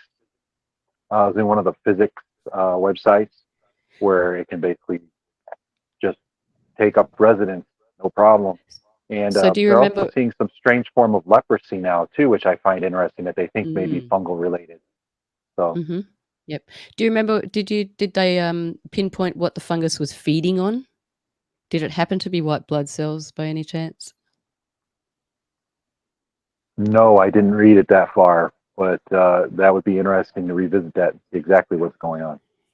Mm-hmm. Because the only reason that I say that is because I've spoken to a couple of people who have pinpointed the lack of white blood cells. Like if you can get your white blood cells up, if you're having a vax reaction or been around people who've shed on you, that's the way to do it, which involves, lots of oxygen, walking, a lot of walking and stuff like that, as well as eating certain things. But that seems to pinpoint the recovery quite well from what I'm seeing so far, as well as all the other protocols, I'm sure. I was just wondering if, along the lines of what you were saying, Stella, with being recently vaxxed, if people with very compromised immune systems might be more susceptible to some of this stuff. No doubt. No doubt. I mean, their immune systems are compromised, so they're going to be susceptible to everything, really. Seems to be Yeah, what's this has happening. been Russian roulette with the immune system. And I think the deep staters are using this to their advantage, going, hey, look at this. The body doesn't reject or fight anything we do to it. Now let's see what else we can do. Yeah, and the other thing that just sort of struck me too is I recently, in my news, seeing Not Your Mama's News with Union of the Unknowns, brought a story about New Zealand and how there was some batches, like obvious problems with 30 people, for instance. There's lots of them, but this was one cluster, 30 people who went to the same place, got vaccinated on the same day, and 30 out of 30 are now deceased. And they all died within a pretty short time of each other. So I'm wondering if there's also a hot batch registry out there for the United States and a bunch of other places. So, but I don't know if it correlates. What I'm sort of relating here is though, so they've sort of got their little experimental batches of or clusters of the V, but also then little clusters of different experiments of different reactions of things they're putting out, perhaps in certain areas, like certain. I mean, you've only got to look at this list of patents to see that it lists all the frequencies. You know, this one is 4 to 16 hertz. This one is 3,500 hertz. So are they doing a whole bunch of different clusters of different frequencies in different places, probably in accordance with different batches that they've recorded? I don't know. I mean, that's pretty fractal, but that's what they do, isn't it? And that's why they've had so many think tanks and so many alternatives and backup systems. If this, then that, you know, I don't know. It's just one great big laboratory. I think we all agree on that. You know, I've got a quick thought, and I think Rob might have a response, because we've talked about this phenomenon where with mushrooms, you can hear sort of this wah, wah, wah, wah, wah, wah kind of tone coming, seemingly emanating from the earth. This is something I've experienced personally. Sounds like it's not an isolated phenomenon. So I am inclined to say there might be some connection with the fact that this guy, A, had took mushrooms within 48 hours. B, was like depressed apparently already. C, had a headset on up in the atmosphere at 30,000 feet that he might have kind of picked up a frequency that like short-circuited his fucking brain. I mean, is that a crazy hypothesis? I don't know. Sounds like the most reasonable explanation. I don't know. It sounds a little far-fetched to me if he's a person that has like a solid moral underpinning, right? Like if he's already somebody who is marginal, right? Who might be on the edge already. Maybe he's already had what do they call it? Suicidal ideation, right? Maybe he's already had treatment for that. Who knows? It just seems to me like if he's, a person who is content and living their lives in accordance, with how they think a life should be lived, like I have a hard time believing you're going to be able to zap their brain and, turn them suicidal on a dime.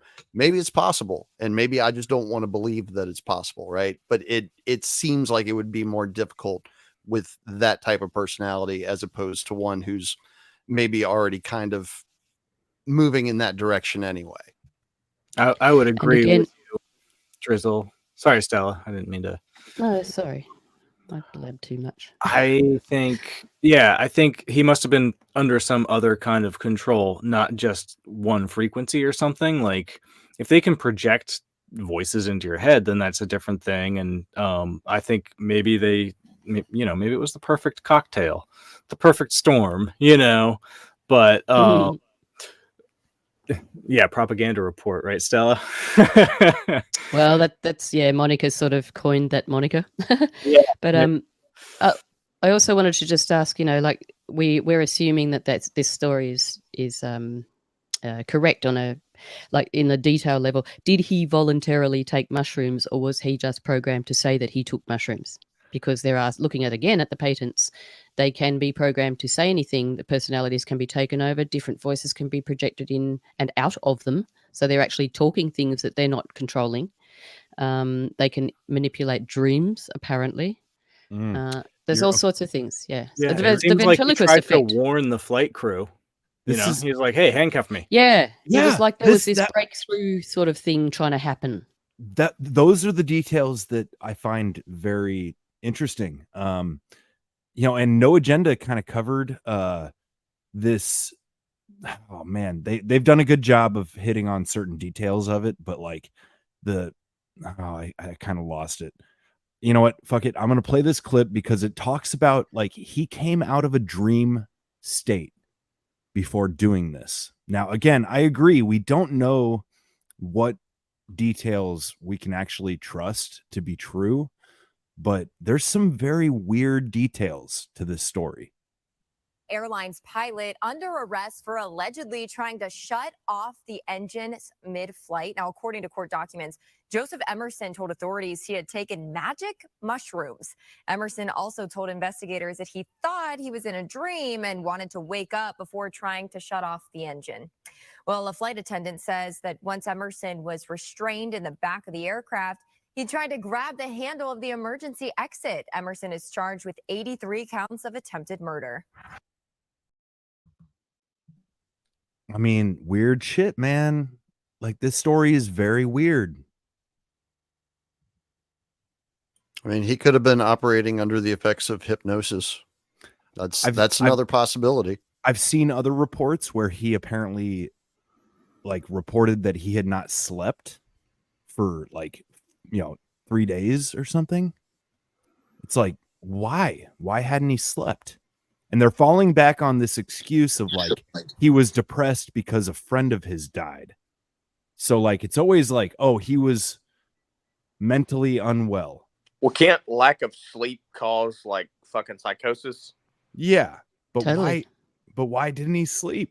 Why was he awake? 3 days is a long time. Yeah. Yeah. And then to think it's a good idea to go and fly a plane. And why would he take mushrooms before? That's just like so irresponsible as well. Well, I mean, he wasn't flying. He was flying. riding in the jump seat, right? But maybe So he had just flown passed right the- before it too and been up for a long time flying before that. Who knows? He was off duty at the time though, right? Oh, gotcha. Right. Yeah, he was off duty. Just hitching a lift back home. But yeah, no, I mean, he asked to be handcuffed. I mean, that's kind of curious. Yeah, It's he like was battling. It was like having this inner demon battle Yeah, sort of thing. yeah. Like trying to the good was trying to overcome the bad, or the uncontrolled was trying to get the controlled side of him. Like there was some he kind wasn't of embracing possession. the demon like that kid in the video. Right. Exactly. Yeah. You're seeing where I'm going with this. Yep. I mean, again, I don't have like a firm answer about this shit, but it's worth considering because there's neighbor accounts. I'm not going to play them. I've got the clips, but neighbors of this pilot guy who are like, oh, we went and had barbecues. Like our kids played with their kids, this, that, and the other. Like we never in a million years would have ever thought this was something that would be possible. And it's the same story with the main shooter. I mean, it's like, It's the what's same happening? story with all the shooters. Yeah. What's happening to these people? Even you go back as far as Columbine. They wanted to paint those kids as like the freak, like goth kids, but apparently a lot of like their fellow students, their classmates said, like they were well enough liked. They weren't like freaks, I think there's this like they want to paint the picture of the crazy psycho rampage killer, but who do you actually know? Like, who have you ever met that fits that description? Like, I don't think that's a natural thing. I think that's totally made up. I feel like through my entire life that I've always been of the subculture that gets blamed for the shootings. Well, this pilot, he is a straight white male, so he's definitely going to prison for the max sentence. Yeah. Can I also point out that there's a possibility, and I just want to point out also Western civilization says a plane body is a fantastic radio shield, didn't come from the outside. That's a really good point. And what went through my mind was I started thinking about that chick that was in the plane that went viral, you know, that had the as above, so below fingers, symbolism. She was freaking out about something. He's not real. And no. And then there was another one. It's sort of like, yeah, it's drawing our attention to this. And then I'm just thinking, is this sort of like an experiment at altitude, you know? Like, I don't know, just throwing it out there. Because they control people on the ground. I mean, can they control people in the air sort of thing with using the same thing? I don't know. How many times have they been experimenting on these things that we haven't connected because we haven't thought about connecting voices in the head technology years ago? How many pilots have been taken over, etc.? MH370 comes to mind. Was that the Malaysian Airlines that went missing? Yes. Yeah. And, you know, there's been a lot. So I'm just throwing it out there, just spitballing, really. I'm thinking bringing it around to Mike's theme of like this chaos, but also, you know, with the double swing arm and stuff, there's physics to it, and you can try to calculate it as hard as you want. I think with a lot of this stuff, they're throwing an element of chaos into there where they might have computer models that are super inaccurate and can give them some idea, but they have no idea. They're really screwing around with all of it. Mm-hmm. Yeah, that's kind of where I'm getting at, is like that principle that the physics professor was kind of hitting at. You know, he's doing this demonstration with a very simple, you know, the double I just lost the word, pendulum. And he's talking about how if you drop it even from an approximately similar place, the behavior is somewhat symmetrical, similar, what have you. So it's like, it doesn't have to be so exact. They've been playing around with this mass shooter thing for so long that they can relatively predict what the response might be. Right? Yeah, it's like the chaos has almost become, it's predictable chaos almost to them because they've studied it so hard. It's organized chaos. Yeah. That's and I my noticed argument. he dropped it sort of from a low thing, and then he dropped it from a right angle. Mm-hmm. And then he dropped it from right up the top, and it was all, there was a pattern to it, obviously. Yeah. Mm-hmm. So it looked chaotic, but it wasn't in a way. Yeah, there's really no such thing as total randomness. Like, everything exists within the laws of physics, as far as we know. I guess. I'm not a physicist. I can't even say it. Physicist. Yeah, physicist. I agree, but there's levels of quantum physics that we don't quite understand. Oh, we don't understand it, but it's Totally. predictable. It all works, if you will. You know what I mean? If it's true, I guess. That's what I'm saying. Like, this idea of truth, where if it's true, it's always true everywhere, all the time. Yeah, I agree And they're with always modifying. They're always modifying their physics understanding as well. I mean, things are constantly being modified as they're finding new things. There's quite a lot of about physics that's been questioned, particularly in the last even decade. So, Stella, don't question the science. sorry, I haven't been brainwashed enough. I must watch more television.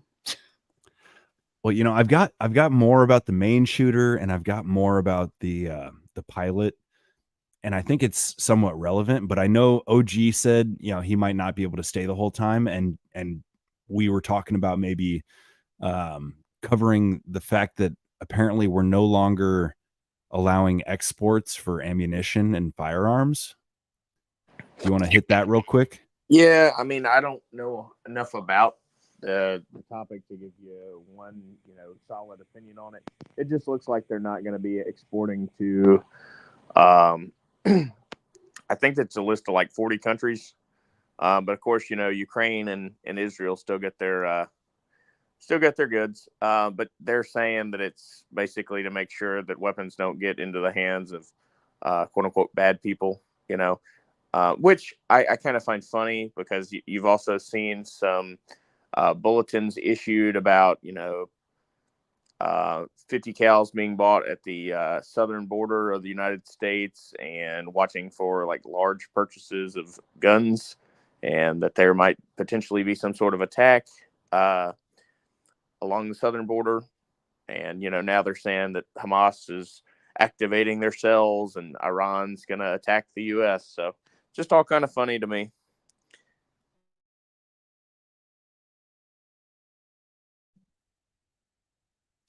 Yeah.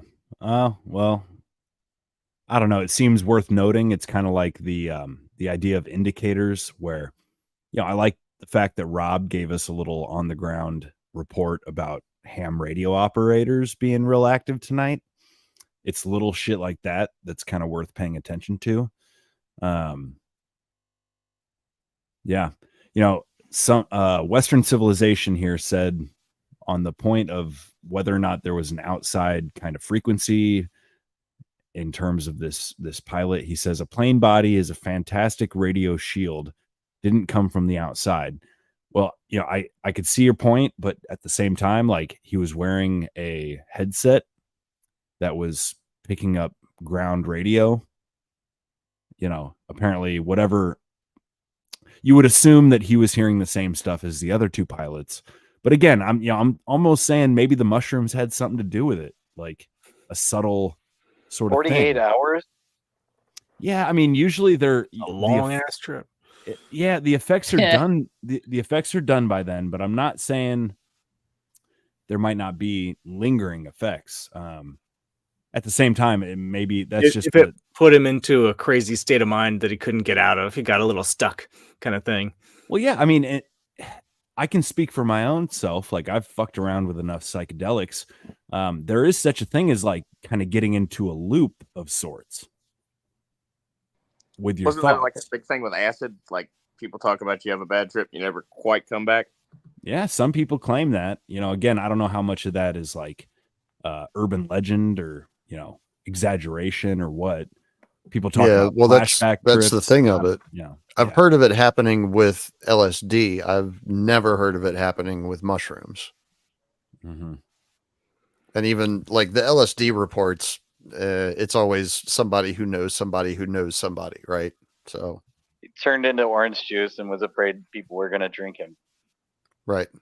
So as far as the guy on the plane goes, we saw like a couple months ago with Maui, we saw some videos of how the military has directed energy weapons, right? It's like the same kind of thing. It's just this kind of focusing of frequencies. It could be done within the plane easily, regardless of whether it's on the headset or not. Yeah. There were plane mounted DEWs. Oh, yeah. Line. Huh. Yeah. And you've only got to look at the manifold of some of those cars and things. I mean, what melts a manifold and then leaves grass within a few feet unburnt? That's crazy. That's Yeah, crazy. I don't understand that. And also back to what OG was bringing, and what Rob was saying. I saw a bunch of fighter jets when I was at the beach a couple weeks ago, and I go to the beach, usually every year around the same time of year, and don't usually see fighter jets flying by. And it wasn't like they were in formation. It was just, here's one there, another like hour goes by, there's another one. They were just flying over. Yeah, it's funny you say that. I went and fooled with a boat on the Jersey Shore this weekend, and apparently there was a Navy boat that came in to dock there for them to change out some parts, and they offloaded a bunch of Navy SEALs. So, yeah, strange times we're living in. No fucking doubt about that. Seems like people keep falling off like flies. I don't know what's happening. We lost Rob. Who else did we just lose?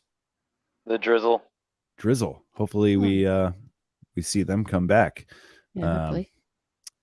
Yeah.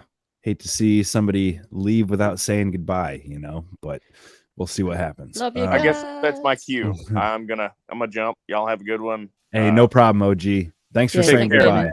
Yeah. And Drizzle said he might drop off for a bit. I see. Okay. See you, OG. Have a good one, bub. So I'm going to show another clip here. This is about, what is it about? Oh, yeah. Okay. So we already saw one of the characters in this clip on the previous clip, which makes me wonder if they might be crisis actors. And I'll point her out when we get there. I'm just happy to be home, happy to be safe, and I'm happy they handled it really well. Alex Wood is one of the passengers on Alaska Airlines Flight 2059, so relieved to be safe. He and his girlfriend, Aubrey Gavello, were returning home from a friend's wedding when police say an off-duty pilot inside the cockpit attempted to disable the aircraft engines. Neither Wood or Gavello ever saw or heard any commotion. Did you hear anything at all that raised red flags? Nothing until the flight attendant's announcement that said we had a situation we needed to prepare for a landing. All right. So that girl, did you recognize her? She was in the other video. Yep. Definitely the same girl who said he had a cold, dead stare. Yeah. And now she's kind of got a different story. My boyfriend was up in the front, so we weren't sitting together, and he slept through the whole thing. So that tells you how calm it was. Gavello says the announcement was made about an hour into the flight. Then she saw flight attendants walk the suspect past her. I saw zip ties during, which was confusing because they had told us it was a medical emergency. Gavello says at the back of the plane, a flight attendant tried to calm the suspect, telling him, "You're going to be okay." What was his demeanor? Yeah, he was tall, well-kempt, had a lanyard, shirt tucked in, looked well put together. This is what it looked like after the emergency landing in Portland. We landed, and then about 10 police officers, armed, came on, walked straight to the back of the plane where I was sitting, and detained him and walked the gentleman off the plane. He looked dead in the eyes almost. It was almost like he had a psychotic breakdown. And then the flight attendant got back on and told us he had a mental breakdown. Wood and Gavello both say this experience has raised some big concerns. With all love and respect for people dealing with mental health issues, it's a scary moment for all of us. And I hope he gets the help he needs, but I also don't think it's acceptable for a pilot to do this. Mandatory psychological evaluations. That's what I'm hearing. Yes. Yes, there's been a really big point towards the mental health issues for at least a year or two now. There's been lots of events here in Australia as well, which have not ended well at all. It has ended in death. And Monica Perez herself, shout out Monica, our pod mother. She's been onto this for at least, since the start, really, since the beginning. She's been saying, it's definitely all pointing towards the mental health thing. So it's going to be also a case, I mean, there's plenty of people who are going to crack on their own, but there's also a case of the controlled crack. So I guess that's part of, the false flag events, being able to control people's minds so they break in the right way, in the way that supports the agenda and in a way that is controllable. So they're just little robots, basically. And again, coming back to that patent list, there are stacks and stacks of progressively historical updates of these patents about mind control using whatever source, whatever. Some of them is just about using light, flickering of light. So. Organized chaos. That's what they're trying to achieve. Because you can use the chaos to build back better. Exactly. Right? Control it all exactly along the narrative, just the way you want it to be, so that all the outcomes are exactly the way they should be. Here's the solution, because we engineered it to need that solution. So yeah. I'm kind of bummed that the Drizzle and Rob left, because I bet Rob knows something about this, but I know that the Drizzle does as well. But there's a book called Program to Kill by Dave McGowan, and a lot of people have been covering this lately. In fact, Drizzle just interviewed, maybe about 2 months ago, Rotting Jewels, and she talked a lot about Scientology and various other things, but she's also covered this book. It's about, you know, all of the people that were there were a lot of serial killers that were MK Ultra'd into doing it, and that's what this card case sounds like. And I figure our guys would know some more on that. In fact, y'all might know some more on that, so I'm gonna pass it back. Well, I've got some clips on that. Maybe we start there. Might as well. Let's go. There's been concern, of course, over the mental health of the suspect. We know you can't think that someone in their right mind would do something like this. And we know officials have confirmed that this suspect, Robert Card, was committed to a mental health facility for 2 weeks over the summer. Yeah, and Carolyn, we learned that over the summer he was training with his Army Reserve unit at West Point in New York with United States Military Academy cadets, and he was acting erratically, they had said. It's unclear if he received any treatment. Do you want to bring in Axel Tercios now, who has been looking into the past of Robert Card as he remains at large right now? Axel, what are we learning? Well, Chris, we know that Robert Card, according to a U.S. Army official that confirmed this information to Scripps News, he has been a member of the U.S. Army Reserve for more than 20 years. Right now, there is a warrant out for his arrest. Card is being sought on 8 counts of murder, and at the moment 10 victims have not been identified, so meaning that those counts could potentially grow in the following hours. We also do know that this year in mid-July, Card was taken by police to be evaluated for his mental health after military officials became concerned about his erratic behavior and his personal safety. This happened while he was training at a West New York military facility. I spoke to Eric Gordon, who is the communications director at the University of Maine, and he confirmed to us that Card went there to study engineering technology in the years from 2001 to 2004. He said he did not graduate, but he was able to confirm that information to us. Also, we do know that Card has been honored for his military service several times, including the Humanitarian Service Medal. Chris. Yeah, so we know that he enlisted in the Army Reserves back in 2002. So he's been in the reserves for a long time. At this point, do we know anything about a possible motive? So law enforcement officials are not speaking to a motive at the moment, but earlier today they did say that they are going to review information about his mental health and how he got access to this gun or guns. We don't know that information as of now, but Maine governor was also there present at the press conference earlier today, and she sent a message to the community here in Lewiston. Let's take a listen. I know that the people of Lewiston are enduring immeasurable pain. I wish I could take that pain off your hearts, off your shoulders, but I promise you this, we will all help you carry that grief. This is a dark day for Maine. I know it's hard for us to think of. All right. I think that's about all that's worth seeing in that clip. I actually have sort of a breaking development in this story.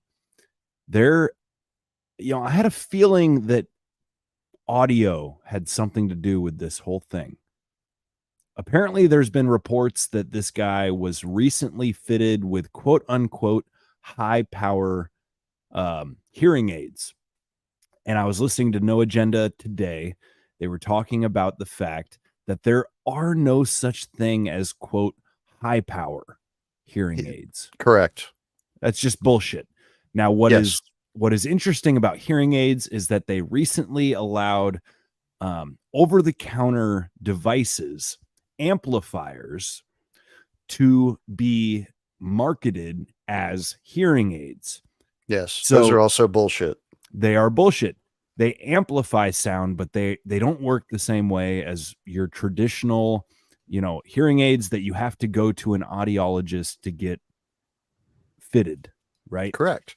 I actually know something about this because I almost went to work for Miracle Ear right before I became an internet celebrity. So it hasn't been that long. My mum just received her government issue hearing aids a couple of days ago. Every so often, yeah, I know. Every so often, the government gives out these free hearing devices for pensioners.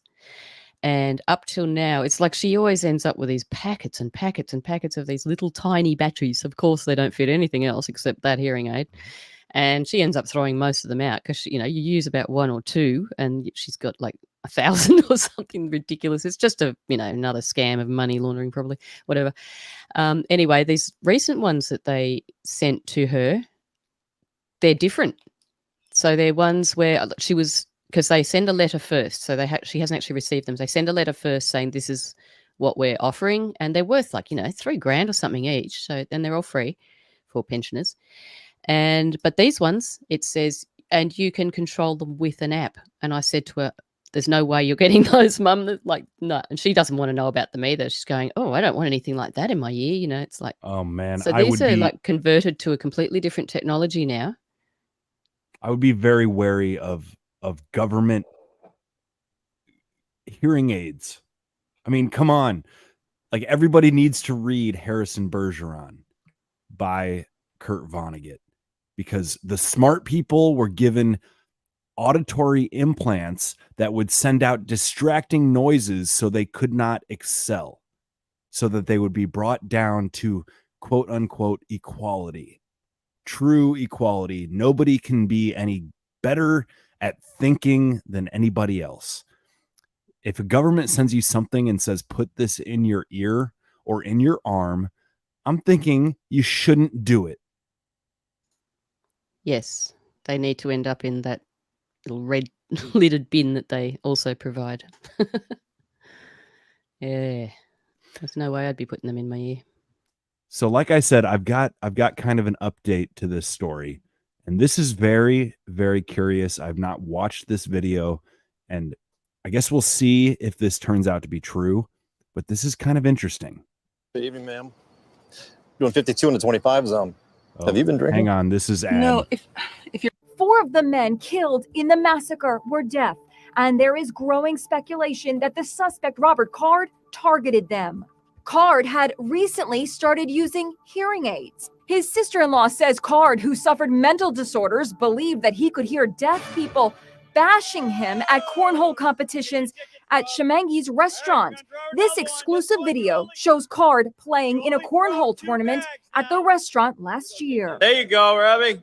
One of those killed was 36-year-old Joshua Seal, a sign language interpreter who became a familiar face to TV viewers in Maine during the pandemic. We faced the worst that nature had to offer. Also killed were these deaf people: Bill Brackett, Steve Vizella, and 40-year-old Brian McFarlane. Others slain include 42-year-old Arthur Strout, who was playing pool with his father. He was supposed to leave with me. When it came time to leave, he says, no, I want to hang out and play a couple more games.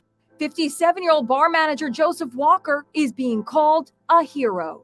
We spoke to his wife and daughter. He could have just went out the back door, and instead he grabbed a butcher knife and was going after the shooter. 39-year-old Peyton Brewer Ross leaves behind a wife and 2-year-old, his brother Ralph. I now have a 2-year-old niece. She just turned 2 on the 13th of October. That, is not going to have a father. Her first words when she woke up the next morning was, "Where's Daddy? Where's Daddy?" Of the total of 18 slain, 17 were male. The lone woman among the casualties was 53-year-old Trisha Asselin, who worked at the bowling alley. Trisha's 10-year-old cousin Tony was playing in a youth bowling league that night.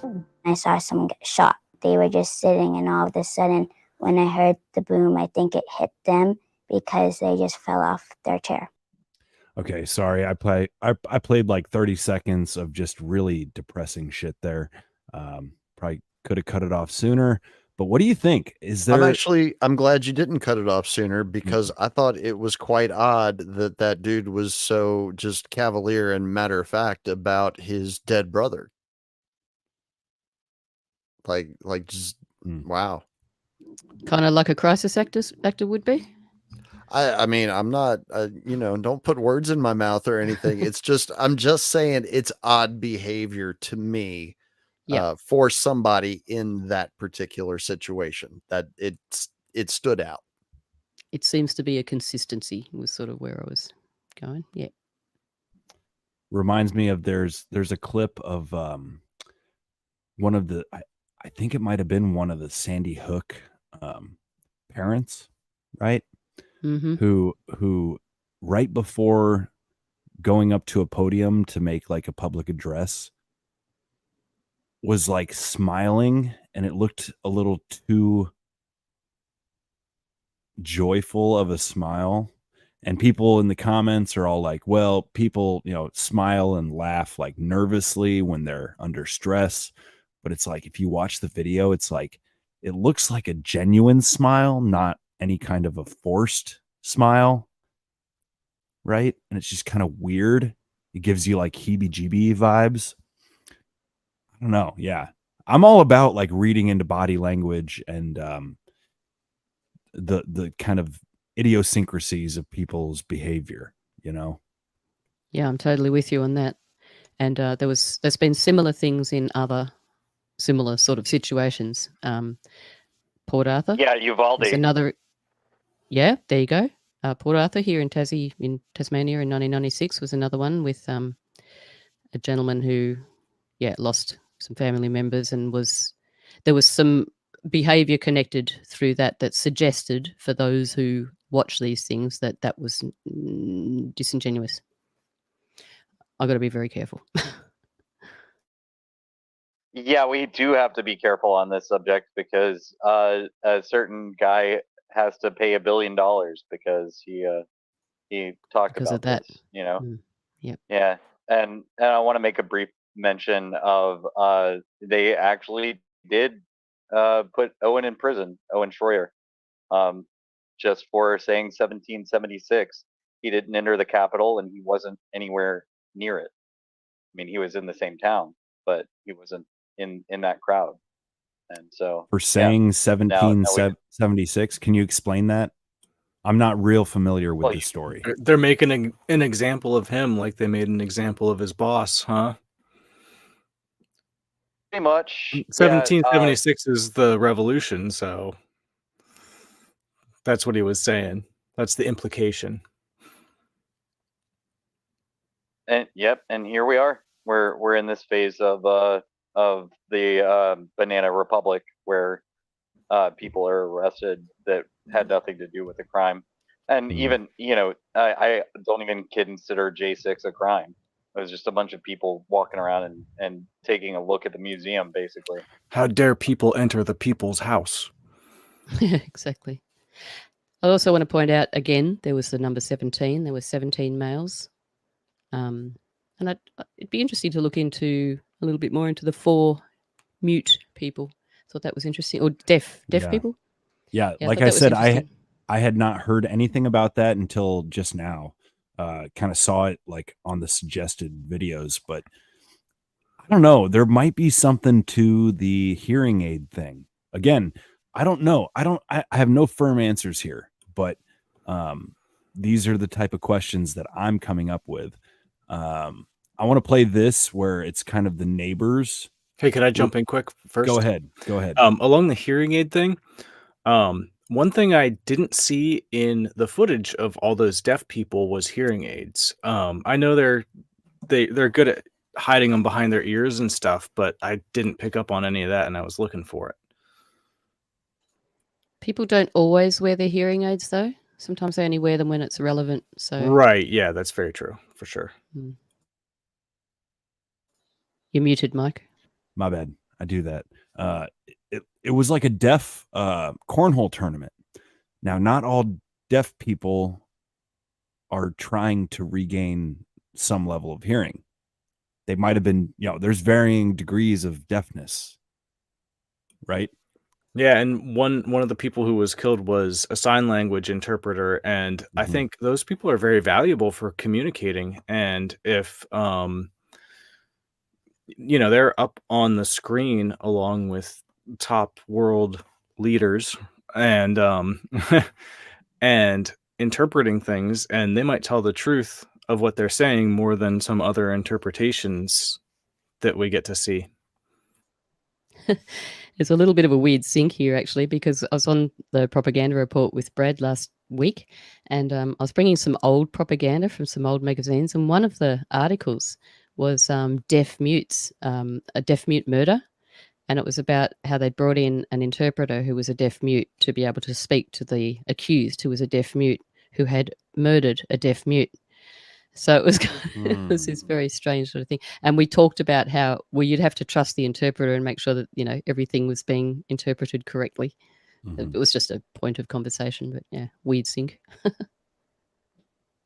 Interesting shit, I will say. Who's that American hero who was deaf, mute, and blind and published civil rights literature through her through her caretaker? I thought it was Handyman. Handyman. Yeah, nobody got that. All right. I must be the old one in the bunch. Apparently. I'm the only one who gets the In Living Color reference there. Am I All thinking right. of Helen Keller? I think that's Yeah, well, I was gonna say, I remember in school there being a whole slew of Helen Keller jokes, right? It was like Chuck Norris jokes and Helen Keller jokes. That was the thing. Maybe that was just a, you know, my generation kind of thing. But I find it interesting. I've actually got a clip for both the main shooter and the pilot where it's neighbors talking about their character, and I just think it's kind of noteworthy. This one's real short. But we also today learned a little bit more about Robert Card. He lives in a town about 20 minutes from here. Let me show you where he lives. He lives in Bowdoin, Maine. And as you can see, we couldn't get to his house because ATF and police agents have surrounded it and cut off the streets. Neighbors in that area, many of them wouldn't talk to us out of loyalty to the Card family. Meanwhile, just up the road, the Card family is a cattle family. They own a lot of land there in town. They're well respected. At least that's what a family friend told me just a short while ago. As far as you can see, everything around here is their land. They're farmers. They're really good people. What about Robert? I knew he was back around last year because I saw his brother and talked to him while he was hunting. And other than that, he's been in the military the last 20 years, as far as I knew. Married, kids? I don't think so. Yeah, I've been here for 44 years. I know everybody. I mean, it's a small community, and I mean, the Cards are really good people. They're hardworking, farming people, and this whole thing is absolutely mind blowing.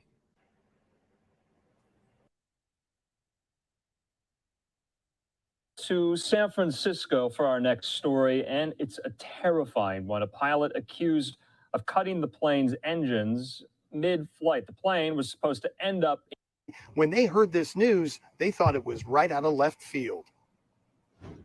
Seems you're a typical normal guy. Neighbors describe Joseph David Emerson as a family man who loves his wife and 2 children. He's a very good dad, as far as I could tell. And, you know, he's always playing with the kids, always doing things for them, taking them places. He also liked to take flight as a commercial pilot for Alaska Airlines, neighbors say. Every time we go to Seattle, we're like, that could be our neighbor driving us, riding us there, piloting us there. But when I heard the news, I'm like, what? It's near Seattle, where a Horizon flight took a turn on Sunday, never reaching San Francisco. Emerson was in the jump seat behind the pilots, accused of trying to shut the engines down mid-flight, with dozens of passengers on board. It just is very surprising. The plane landed safely in Portland. Emerson's now facing 83 attempted murder charges and others for reckless endangerment. It's scary. You hope that people are vetted. The California Pilots Association says any off-duty pilots using the jump seat are extensively vetted. Outside Emerson's home, a sign reads, "Free flying lessons, inquire inside," but no one came to the door. He didn't talk about his job much, but he loved what I could tell, being a pilot and, you know, getting new training and just enjoying his job. We're told he taught at Concord's Buchanan Field Airport. He also coached his son's baseball team in Pleasant Hill and was known for having family-friendly backyard parties. Our grandson goes over there when he's visiting us, and his kids come over here. Other friends and neighbors say whatever happened off the ground was out of character for a man who appeared grounded. Yeah. So I don't know, man. I don't fucking know.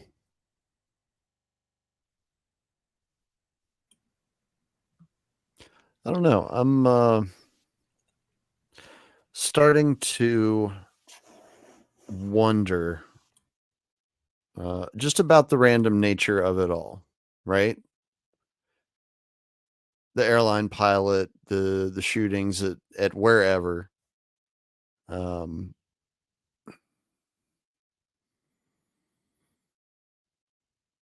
don't know. Maybe it's just because I recently finished reading David McGowan's Program to Kill, and the way Cha-ching. he kind of lays out the case that he makes for these phenomenon that we're supposed to be viewing as random acts of violence actually having a coherent trajectory over the course of time. Because I don't know, it's for me personally, it's hard to look at any of these incidents now, even the airline pilot, right? Because that again is something that it grew legs in the media, right? It made the rounds in the news media. Lots of people know about it, which tells me that we were supposed to hear it. We were supposed to know about it. This is something that we're supposed to be thinking about.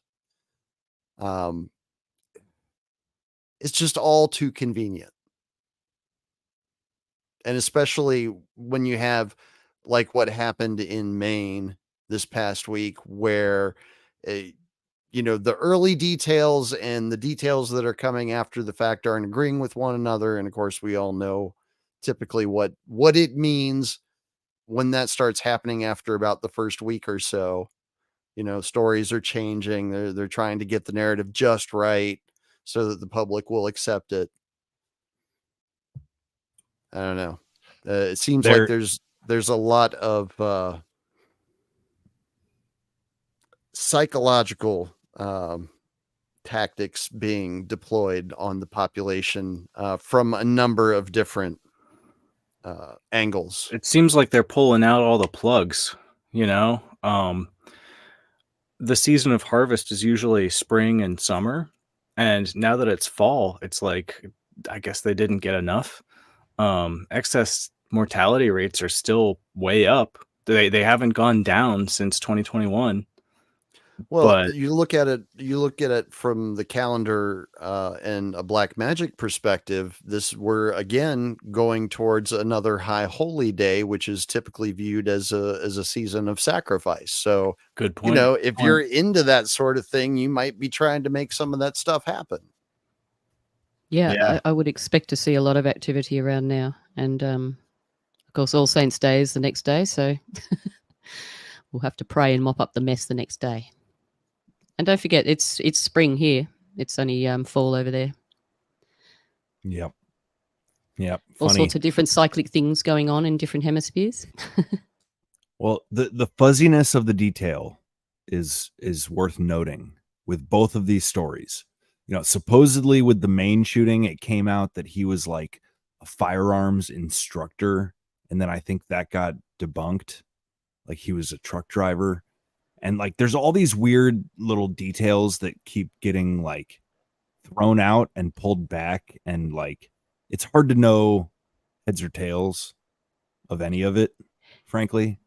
It's one of their classic pieces of ammunition is muddying the waters. So like as Drizzle pointed out, over the few days or whatever, they can bring out different things to shape the narrative, but they can also bring out lots of things to muddy the waters of truth. So it becomes very, very difficult. I mean, everything is just speculation, everything, unless you're there.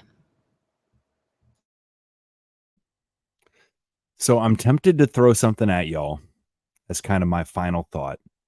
I think what they're going to try to do is paint this stuff as a certain level of what you might call organizational creep. Okay. And it's kind of like mission creep. It's like when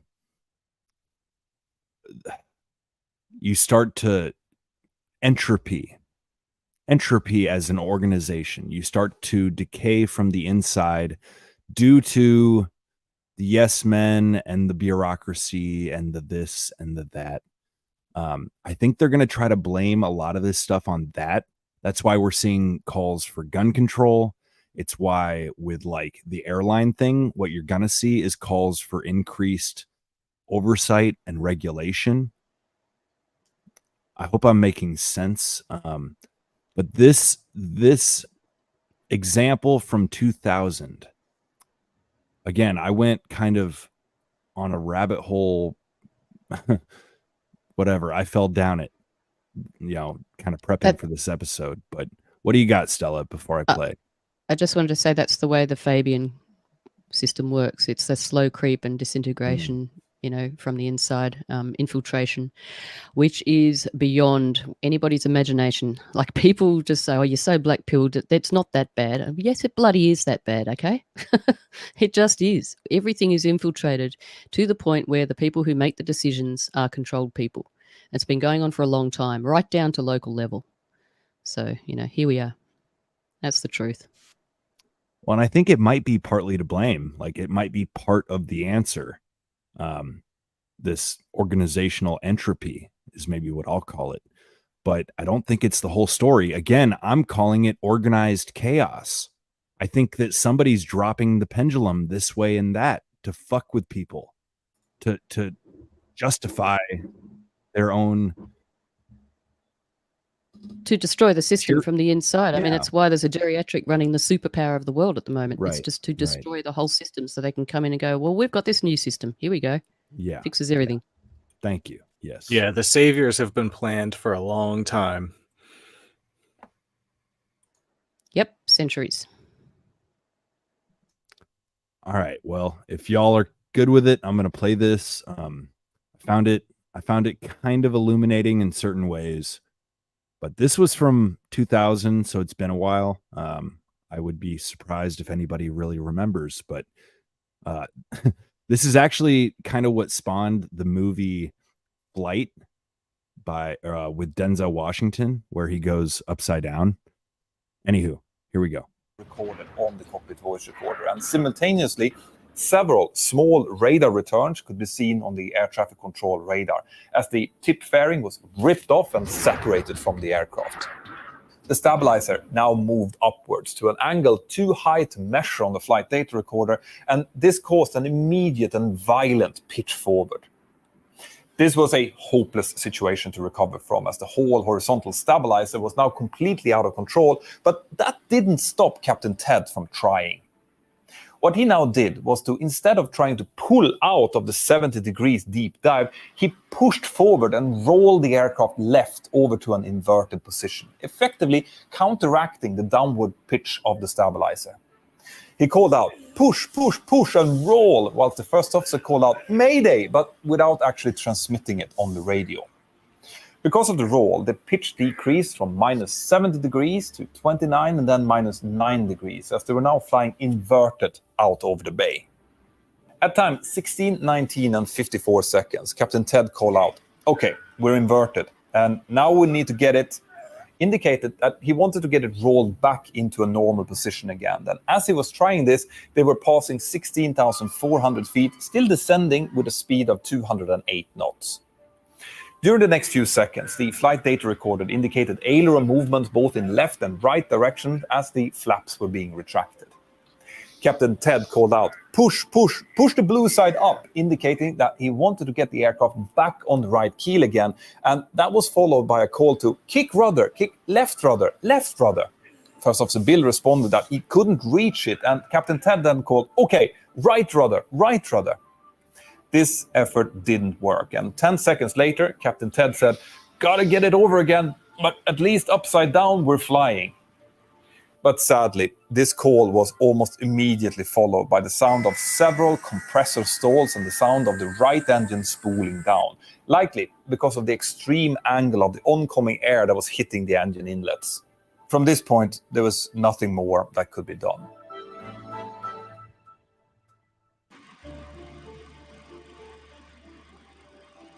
Captain Ted asked for the speed brakes to be extended, but his last words could be heard on the cockpit voice recorder at times 16, 20, and 56 seconds when he said, here we go. Less than a second later, the aircraft impacted the Pacific Ocean and all 88 people on board were instantly lost.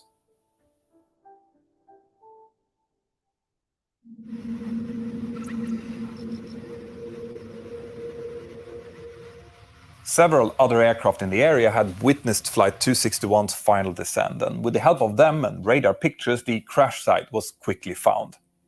The debris was scattered over the sea floor, and it took a week to salvage the majority of the pieces, and among them was the flight data recorder, the cockpit voice recorder, and most of the jack screw assembly from the horizontal stabilizer. With the help of those pieces, the NTSB investigators could relatively quickly start honing in on what had caused this horrible tragedy. When they looked closer on the Acme screw and knot, they saw that the knot was almost completely smooth with only remnants of thread still left inside.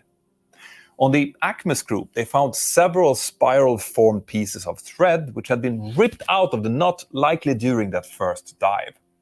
But what really shocked everyone was that there didn't seem to be any grease at all left, neither on the screw or on the knot. The grease fitting on the knot was clogged with a grey mixture of old grease and wear material, and the rest of the components were completely dry. There was no lubricant at all on them. This led the investigators to start scrutinizing the maintenance records of Alaska Airlines, as well as interviewing mechanics and engineers. Big discrepancies were quickly found in both their maintenance manual and how the maintenance work was actually being carried out at their various technical centers. On top of that, important management functions were not filled in the airline, which had caused real confusion about who was responsible for what. This had happened over several years as the Alaska Airlines operation kept growing, and this is what I was referring to as organizational creep. It had all happened in small incremental steps. The conclusion of the investigation was that the crash had been caused by a loss of control due to the in-flight failure of the horizontal stabilizer trim jack screw assembly. Contributing to the cause was Alaska Airlines' extended lubrication schedule and wear checks, which had both been approved by the FAA. Those two components, combined with one or possibly several poorly executed lubrications, meant that excessive wear went undetected and ultimately led to the complete failure of the threads inside of the Acme knot and the subsequent failure of the torque tube. There were 24 safety recommendations that came out of the investigation. A few of them gave clearer guidance to pilots about not repeating actions in checklists regarding the trim system and not using the autopilot with flight control problems. But the vast majority of the recommendations were aimed at Alaska Airlines and the FAA regarding maintenance intervals, lubrication, and wear checks of the horizontal stabilizer. After the accident, the lubrication schedule was immediately changed to be completed every 650 hours on all MD-80 aircraft. There were also recommendations about not allowing certification of aircraft unless they could prove that they weren't susceptible to catastrophic single-point failures like the one that had happened in this case. Okay, I know that was a bit long. I apologize, but the idea, I have a couple, is essentially that there is something to this organizational creep, this entropy that it's what we see with any big bureaucracy where it starts to fail. Any big system, right? It's a matter of physics again. That's kind of my overall point. But at the same time, like, you know what? Fuck it. I'm just gonna open it up. I don't know what my other point was, but anybody else want to say anything?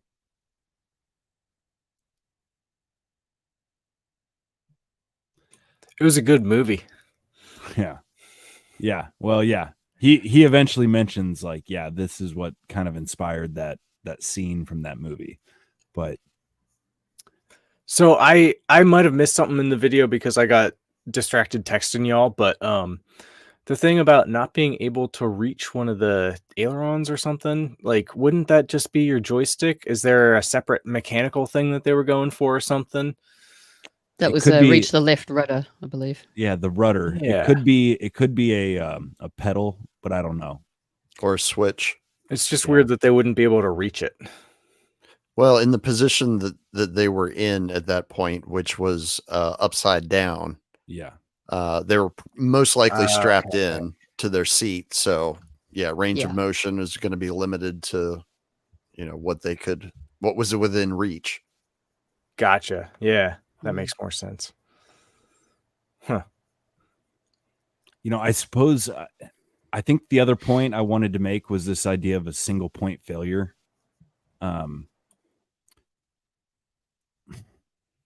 It's like people's brains can just snap. That's why they have several pilots on Mhm. flight with Mhm. other people that can take over if two pilots go down, if necessary. And autopilot, of course. But yes, people can snap. That's certainly true. It makes me wonder now, just kind of looking at it with a little bit of distance from the, when we first heard that part of the show tonight. Even as a member of the flight crew, roaming through the plane, telling the federal agents, right, the sky marshals, you need to handcuff me. Don't you like try to at that point as the sky marshal like stay with the guy and try and figure out what's going on? There's not always a sky marshal. They don't have enough for every flight. So I bet you air crews have handcuffs because it happens where you have an unruly passenger. So it's I bet you there was no sky marshal at all. That's my assumption. I mean, I'm just going based off of what the media tells us. So yeah, I was on two very small flights recently, and there probably wasn't a sky marshal on either one of those. There was also some mention of zip ties by that one gal, I believe.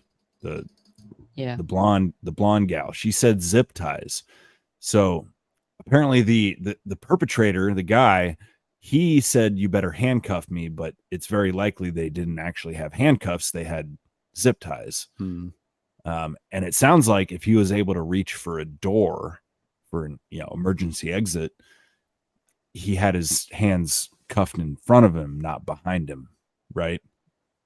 So anyways, I don't think there was any marshal. I don't. Yeah. Well, it's true. I mean, like, they wouldn't have enough people to cover every flight. So there would be a certain point where they'd rely on vigilantes who are always ready to jump up and, chivalrously, I'm not going to try to say that, jump in and, help out.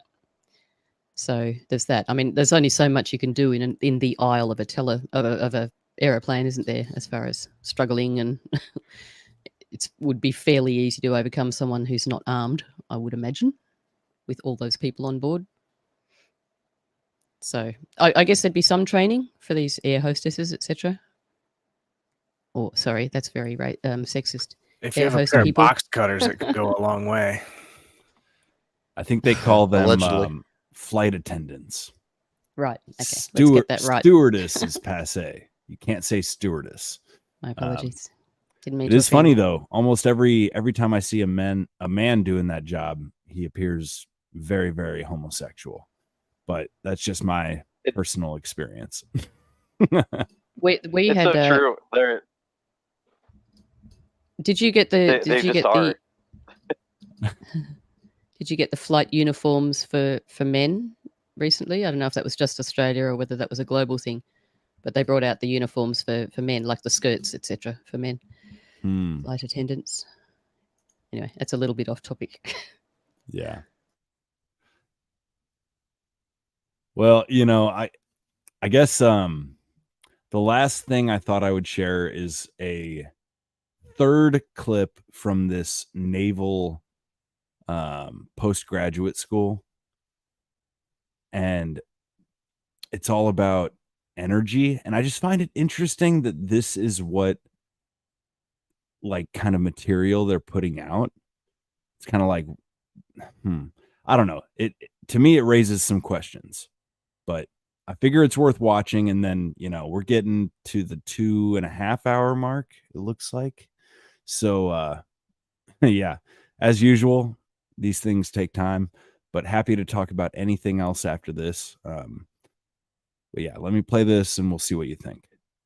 What is the energy that is being transferred to this glider? What is the work that is being done on this pendulum? Hello.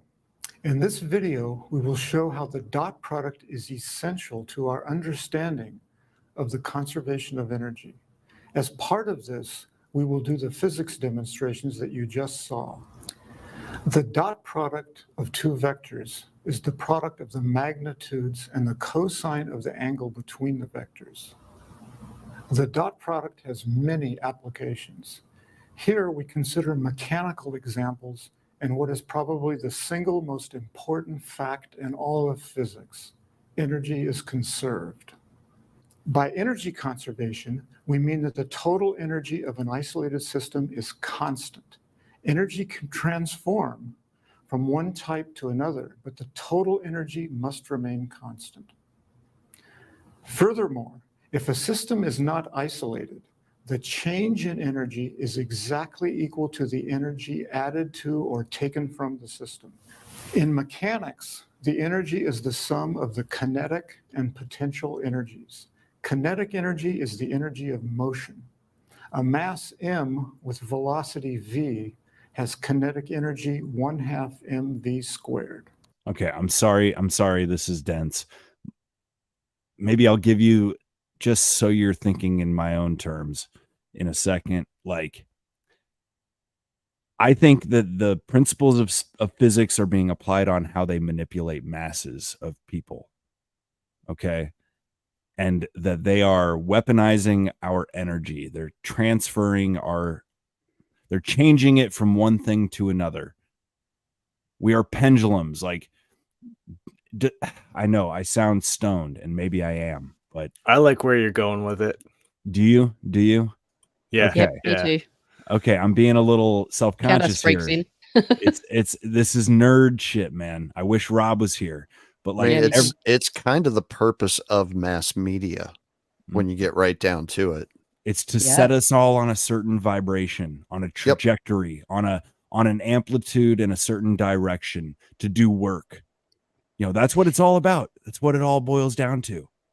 Yep. And look what it says there. Military example: kinetic energy of bullet or artillery shell cannot exceed chemical energy released by explosives. So in other words, a small localized thing is nowhere near as effective as a large mass thing. So that's basically what that's saying. So as Drizzle just said, yes, mass media, etc. Yeah, totally. And what did Nikola Tesla say? Frequency, energy, and vibration. And that's all physics. So the spoken word has power. The tongue is one of the most, in fact, I think it might be the most spoken of thing in the Bible. The control of the tongue. Wow. Okay, well, I'm really glad in to the hear beginning was the word. Was the word. The tongue is a sword that can be used for truth or evil. Double-edged sword, correct, yeah. We've talked about spelling, spell casting. Yeah, okay. I'm glad y'all are with me here, because as I watched this, like when I found this YouTube channel for the Naval Postgraduate School, I'm like, there is some shit going on here. Okay. He's teaching the basics. I almost think this is some kind of like introductory course for, new students or even prospective students or something. Because he kind of, in multiple videos, I'm not going to play all of them, but he kind of says like, oh, you got to take, there's 2 semesters of coursework in this particular field or what have you. But anywho, let me play the rest, or at least some of it. It's just, to me, there's so much to learn here. Potential energy can be considered as stored energy due to changes in the configuration of the system. This energy exists in many forms. Gravitational potential energy is mgy, where g is the acceleration due to gravity and y is the vertical position. A military example of energy conservation is that the kinetic energy of a bullet or artillery shell cannot exceed the released chemical energy of the explosive. The energy of a mechanical system changes if work is done on the system. The change in energy equals the work, which is a form of energy. This is where the dot product enters the picture. The work done by a constant force for a straight line displacement is the dot product of the force and the displacement. Why is the work defined in this way? The answer is that only this definition leads to our expression of energy conservation. We are now ready for the demonstrations. This is an air track with a glider. Pressurized air escapes from small holes in the hollow metal track here, causing the glider to float on a cushion of air. The result is very little friction, as you can see. On a level track like this one, the glider moves at nearly constant velocity. Starting from the glider at rest, I am now going to use a spring to exert a constant horizontal force along the track over some distance. You know the force is constant because the spring is stretched a constant amount. The work is the force times the distance. By energy conservation, the glider gains an equal amount of kinetic energy. Potential energy is not involved here.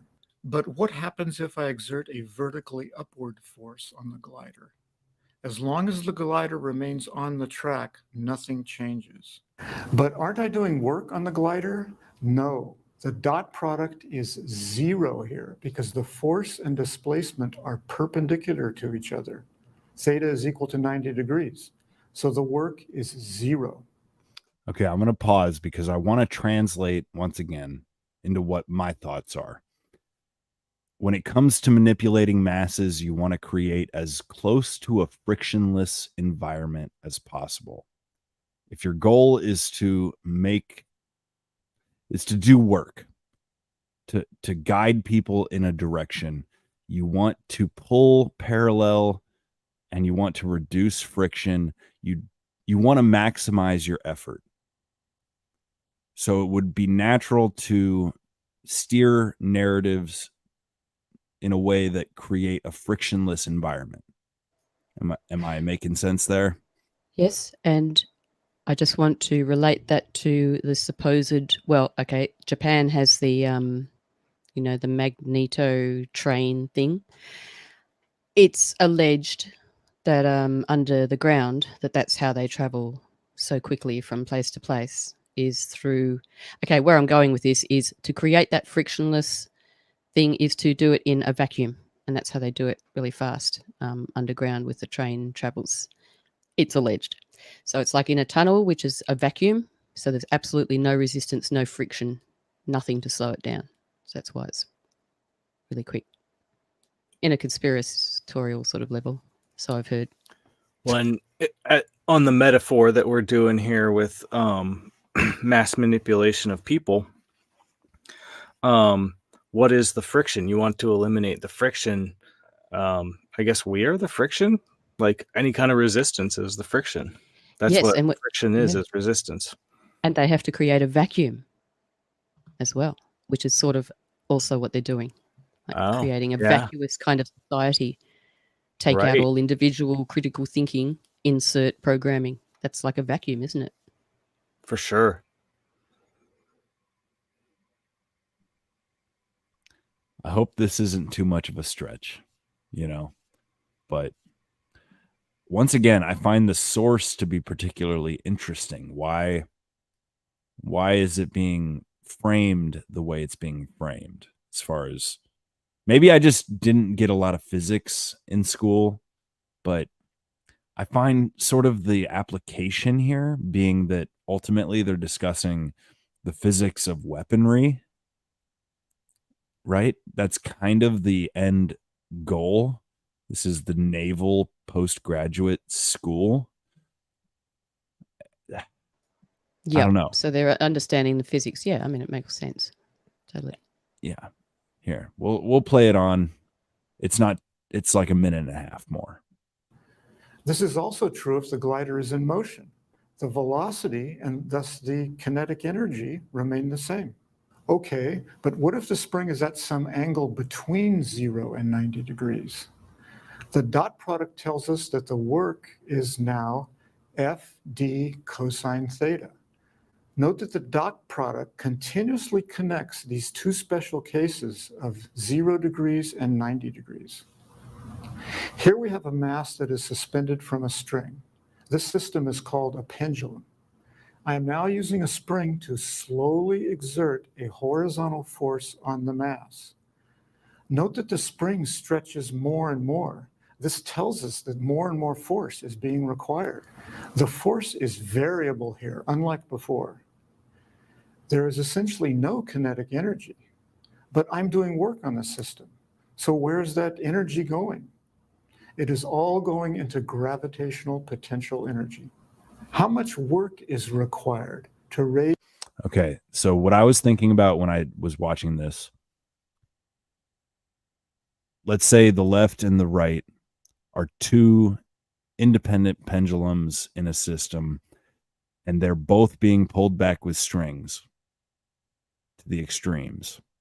Catch my drift? And he has videos. It's very interesting. He has videos where he has billiard balls, equal mass, equal size, equal circumference, equal hardness. And he demonstrates with his hands that he can set these things into sort of a resonant frequency where they're bouncing against each other. It's like that thing you see on the desk of some business guy, some CEO, with the 5 balls, and you pull the one ball back and it knocks the far ball away. But he can get it in a 3-dimensional way where these balls are basically bouncing, and there's a pattern. There's a pattern that can be ultimately like more and more chaotic, but he defines it as like, I forget the terminology, but it's a sort of resonance, right? And I'm playing with the idea that what they're trying to do is load up these two sides of American politics and start, just bouncing them against each other, man. Like, not that they haven't, they're already doing it. They're already doing it. Again, I feel like I'm stretching, but. Well, I sort of think about things like the Matrix, with the big battery. It's like, I do wonder sometimes if it's all about the emotional resonance, and that's why there's so much stirring in things like media, etc. The brainwashing, to create a certain frequency, which is an emotion, and like a negative frequency. And I don't know, I'm just sort of thinking about batteries. We need negative, positive. What is it that they're drawing from? If that's a thing, that's very conspiratorial. But if we want to think about the universe as electric and vibrational and energy and frequency, then that's a possibility. Whatever these entities might be, multidimensional, or I don't know, maybe the military's harnessing it somehow. Who knows what they're doing? Well, I don't think you're really far off base at all, Mike, because the people are being deliberately spun up. I think that's obvious to anyone who is paying attention, especially the people that have invested portions of their identity into one side of the political spectrum or another. But I don't think it's to set them against one another. I think it's actually, I mean, that's fine if it happens, that's just another convenient byproduct. But I think it's more to set both of them against the people who just want to be left alone. I think it's to create a predictable result. That too. Organized. It's never just one thing, is it? Organized chaos. Exactly. Multifaceted. And always. Actually, I just discovered this video. I mean, this is the one I was watching earlier. He calls it parametric instability. Okay. And he describes it as, when there's a boat on the ocean and there's intense waves, there can become a point where the listing of the boat, right, hits a resonant frequency with the waves, and it becomes parametric instability, where it'll tip the boat over. And let me just play this. I hope y'all are just in for it at this point. I'm not going to keep apologizing for my Can I give my a reaching, slightly but yeah, go ahead. Go ahead. what I think might be a slightly clearer version of what you're just trying to say there is, like, for instance, if you threw, one or two rocks into a lake, you're going to get lots of different ripple effects, and then you're going to get different interactions between those ripples. So there's going to be slightly different energy waves happening, or energy collisions happening, as opposed to over there and over here. It's going to be a little bit different. Do you know what I mean? Like, they're all interacting at different times and You different get nodes different and points of chaos. antinodes and Yeah. Maybe. I don't know. I was trying to simplify it, but I think I just fucked myself up. no. All right. Well, should I play this thing? Let's do it. Fuck it.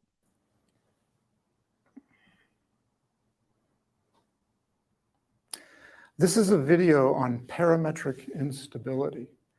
You should first watch our video called Parametric Excitation. To motivate this, let's look at something that we did in another video called Period of Simple Harmonic Motion. This is a mass on a spring, and we looked at vertical motion here, or longitudinal motion.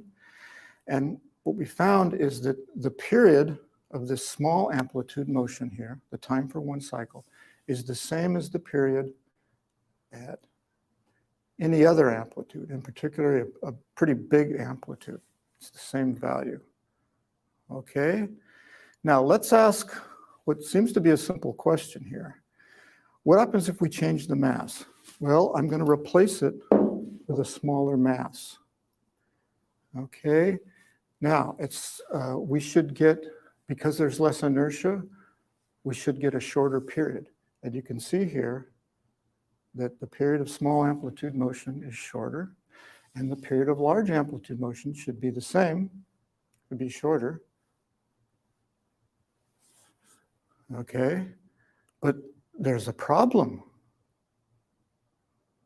Look at that. Energy has gone into a pendulum type motion. And you can do this all day long, okay, no matter how carefully you try to excite this longitudinal mode. Above an amplitude threshold, the mode is going to be unstable. It'll go into pendulum motion. So what's going on here? Well, the short answer is parametric excitation. And in the previous video, we looked at different cases, and one of the cases was length modulation of a simple pendulum. So I can do this here. I have a simple pendulum, and I am now modulating the length. And you can see the drive frequency here is approximately twice the pendulum frequency. Whenever you modulate an oscillator, whenever you modulate a parameter upon which the frequency depends, you can get parametric excitation. So what's happening here is,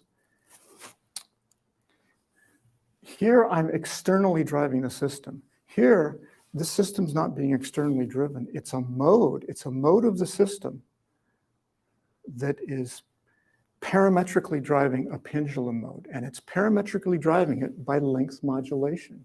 This mode is modulating the length of one of the two pendulum modes here. Now, I need to say something else about this because it's important. For small amplitudes, the longitudinal mode here is uncoupled from either of the pendulum modes. By uncoupled, we mean they don't influence each other, okay? I can excite this and nothing happens, the energy just stays there, and I can excite a pendulum mode and it stays there too, okay? What happens at bigger amplitudes is other forces come into play here, forces between the two modes, from one mode on the other. And we call that nonlinearity, and we need that here to understand what's happening. If the modes were uncoupled, I could drive this at very high amplitude and it will never excite the pendulum mode. Okay, one more thing. We're exciting a pendulum mode here. Where's that energy coming from? It's not coming from me. This is not an externally driven system. The energy, there's only one place it can come from. It comes from the longitudinal mode. So the amplitude of that mode has to go down.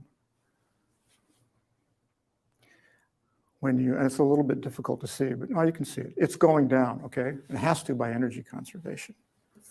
Okay, so this parametric instability phenomenon that we saw in this example here, it's a general phenomenon. It occurs in many different types of systems of coupled oscillators. And one interesting example happens to be very similar to this. A ship at sea will bob up and down due to waves hitting the ship, okay? If that frequency is approximately twice the rocking frequency, okay, and the amplitude is high enough, you can excite this rocking motion. This has actually happened to ships at sea, and the rocking motion can be severe, okay? And it has caused extensive damage in ships, so it's something that's to be avoided. Okay, let's look at one more example of parametric instability. Here's a system of two coupled pendulums. They're identical pendulums, okay? And a standard demonstration that's done here is a small amplitude demonstration of what we call beating. Okay, if I start the energy off in one of the pendulums, you can see that it's driving the other pendulum. And because they're identical, this is a resonance here. At one point, right about there, almost all the energy in that pendulum has gone to this one. And now this one's driving that one. So the system is responding at two frequencies here. There's a fast frequency that you see here, relatively fast. And then there's this relatively slow frequency of energy going back and forth. And it's a dramatic demonstration, and it's not really obvious what's going on. The way that it's explained is by looking at what are called the normal modes of a system, okay? The normal modes of an oscillatory system are modes where there's just a single frequency that's occurring, okay? So there are two normal modes here because there's two pendulums. And if you think about it, you can guess what those normal modes are, okay? Here's one of them. It's a symmetric mode, equal amplitudes in phase. There's just one frequency there. Okay, what's the other one? Right, the other one is equal amplitudes, but 180 degrees out of phase, one frequency. So by superposing or adding together these two modes, you can understand the linear beating. But that's not what we're after here. What we want to ask is, what happens at larger amplitudes? Well, these normal modes, you can show, these normal modes now influence each other. There's nonlinear coupling. And so there's a chance for parametric excitation. So let's check that out. Here's the antisymmetric mode at high amplitude, okay? And nothing's really happening. It's kind of a jerky motion of the coupling knot there. What about the symmetric mode? Well, turns out when you solve this, you find that lurking out here is a critical amplitude, an amplitude threshold. If you're above that amplitude, and I'm above it right now, watch what happens. I start off with this nice symmetric mode, and it goes unstable. This pendulum soaks up a lot of the energy, right? Now you can... You know, for anybody listening, you really would be better served watching the video with this, where he's demonstrating it with, you know, a physical prop. Yeah, the video element's very important for these demonstrations. Yeah, but I want to just kind of reiterate the point that I think these principles, if true, are true everywhere all the time, right? And I think when we create a diametrically opposed kind of society of people, maybe we behave with these characteristics, right? Spinning us up. Somebody said that. Like that to me feels like they're exerting force on the system to make us resonate at a higher frequency, and we're in like this disjointed flow with one another as a society. This back and forth, this oscillation. And once it reaches what he called a critical amplitude, it becomes unstable, right? Whether it's on purpose or not, I'm not sure. It sort of feels like they're doing it on purpose. There's it reminded me of when you swing on a swing set, right? And you reach that point where you feel weightlessness and you kind of squirm a little bit. That's that chaos. That's that element of chaos. And then it starts to go kind of disjointed, and it like then suddenly you end up with all that energy in the other one or something, you know? And with all his demonstrations, even just like when you're at the top of the spring with the weight, it's kind of like that. Like there's where that element of chaos comes in if it's too much amplitude, like you said. Yeah, that's what's happening here, though. That's the thing, is like all the extra energy that it can't use ends up changing the pattern, and that's what's happening. It's it makes sense. It makes sense whenever you're swinging anything, you know, that whatever's excess to the length of the the thing that's moving um, will cause it to go off kilter. And it would depend on what element you're using as well, because to do that to something solid like steel or something would be different to doing it with something like water, which is going to produce things, unpredictable things like drops, which are going to splash into things and create further chaos. I don't know. That's just what came to mind. So it's going to be subjective, I guess. I'm starting to believe that there's really no such thing as chaos. Well, that's sort of the argument. That's what he was trying to say in the first video I showed, right? About chaos, is that it's not random. You know, it's chaotic, but it's not random. It's just multiple sort of feedback loops of energy sort of playing on themselves, right? In a 3-dimensional or however many dimensional space. Right? Like it looks on the outside chaotic, but it truly is a pattern. It's something that can be replicated, predicted, in some ways maybe controlled. And I think this is how they view people. You know, I can Rob brought up. confirm that this is exactly how they view people. Yeah, I definitely agree with that. Yeah. If you look into the topic of cybernetics and how it came into being and how it was employed, eventually you'll get to things like the Macy conferences and the structural engineering of society. And that's just up to the 1960s. So imagine what they've been able to do with this knowledge in the time since then. Yeah, it is very ancient knowledge, as you're pointing out. I think, Drizzle, if you look at some of the old cathedrals and some of the old temples and things, they've been architecturally designed around this science, resonance and shapes. You know, every building has its own frequency as well, which was... Well, but what is a frequency, right? It's a flow of energy. And once you can kind of get your head wrapped around that concept, you can apply that to other systems, and that knowledge will scale with whatever system you're working with.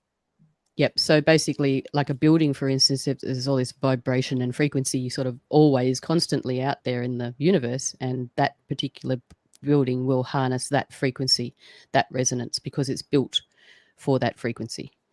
So religious buildings, holy buildings, etc.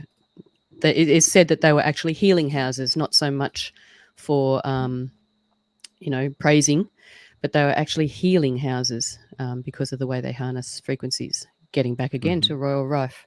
And if you don't believe that, you're anti-symmetric. Yeah, it was kind of funny realizing all of a sudden one day that the base of the Twin Towers bear a striking resemblance to tuning forks protruding from the ground. It's kind of weird. I don't know. I'm just saying. Bear Snare just dipped. Yeah, did he? Say bye to Bear Snare. He's had to go to bed, and All right. Yeah. yeah, and we made it to 3 hours. We But did. yeah, We Bear did. Snare, my friend's Shade Freedom. There you go. Find him. Yep. Bloody guts. There's also something about 33 with the Twin Towers. I'll just read this out. The Twin Towers stood for 33 years before they were collapsed by the international cabal. Just while we're on the subject. I didn't know that factoid until now. Thank you, Stella. That's awesome. You're welcome. Episode 33. I can't believe it, you guys. Isn't that wild? And Well- and on Halloween too. Halloween. Yep. 2 days to Halloween. Speaking of which, everybody loves to put on a mask on Halloween. Well, hold on, because I just had something drop in my brain, Mike. Okay. Because I learned a little factoid this weekend that I think actually factors in. It kind of goes to the double pendulum model that we were just witnessing. The Twin Towers, who were also, allegedly representative of the twin pillars of Freemasonry, Joachim and Boaz, they were meant to stand for severity and mercy, right? And that's basically how you rule your society, is through those two extremes. Also a gateway. Mm-hmm. There's one more little thing. Can I read this? Mm-hmm. The Towers of Light Memorial, which stood in place of the Twin Towers after their collapse, shone every night between March 11th and April 13th, exactly 33 days. 44 bulbs in each light times 2 lights comes to 88. It took 88 years to birth the European Union. It's all they love this symbology. They just love it. It's everywhere. 33 is everywhere. Well, Yeah, I can't look at an Oreo cookie without seeing a double cross. I don't know what y'all are talking about. You can always trust your government, right? They would never ever deceive you in any way, shape, or form. They would never create a false flag event or, I don't know, hurt any of their own citizens. Like, never, ever. It could keep you safe. It could keep you from getting shot. It could keep you alive. A mask could.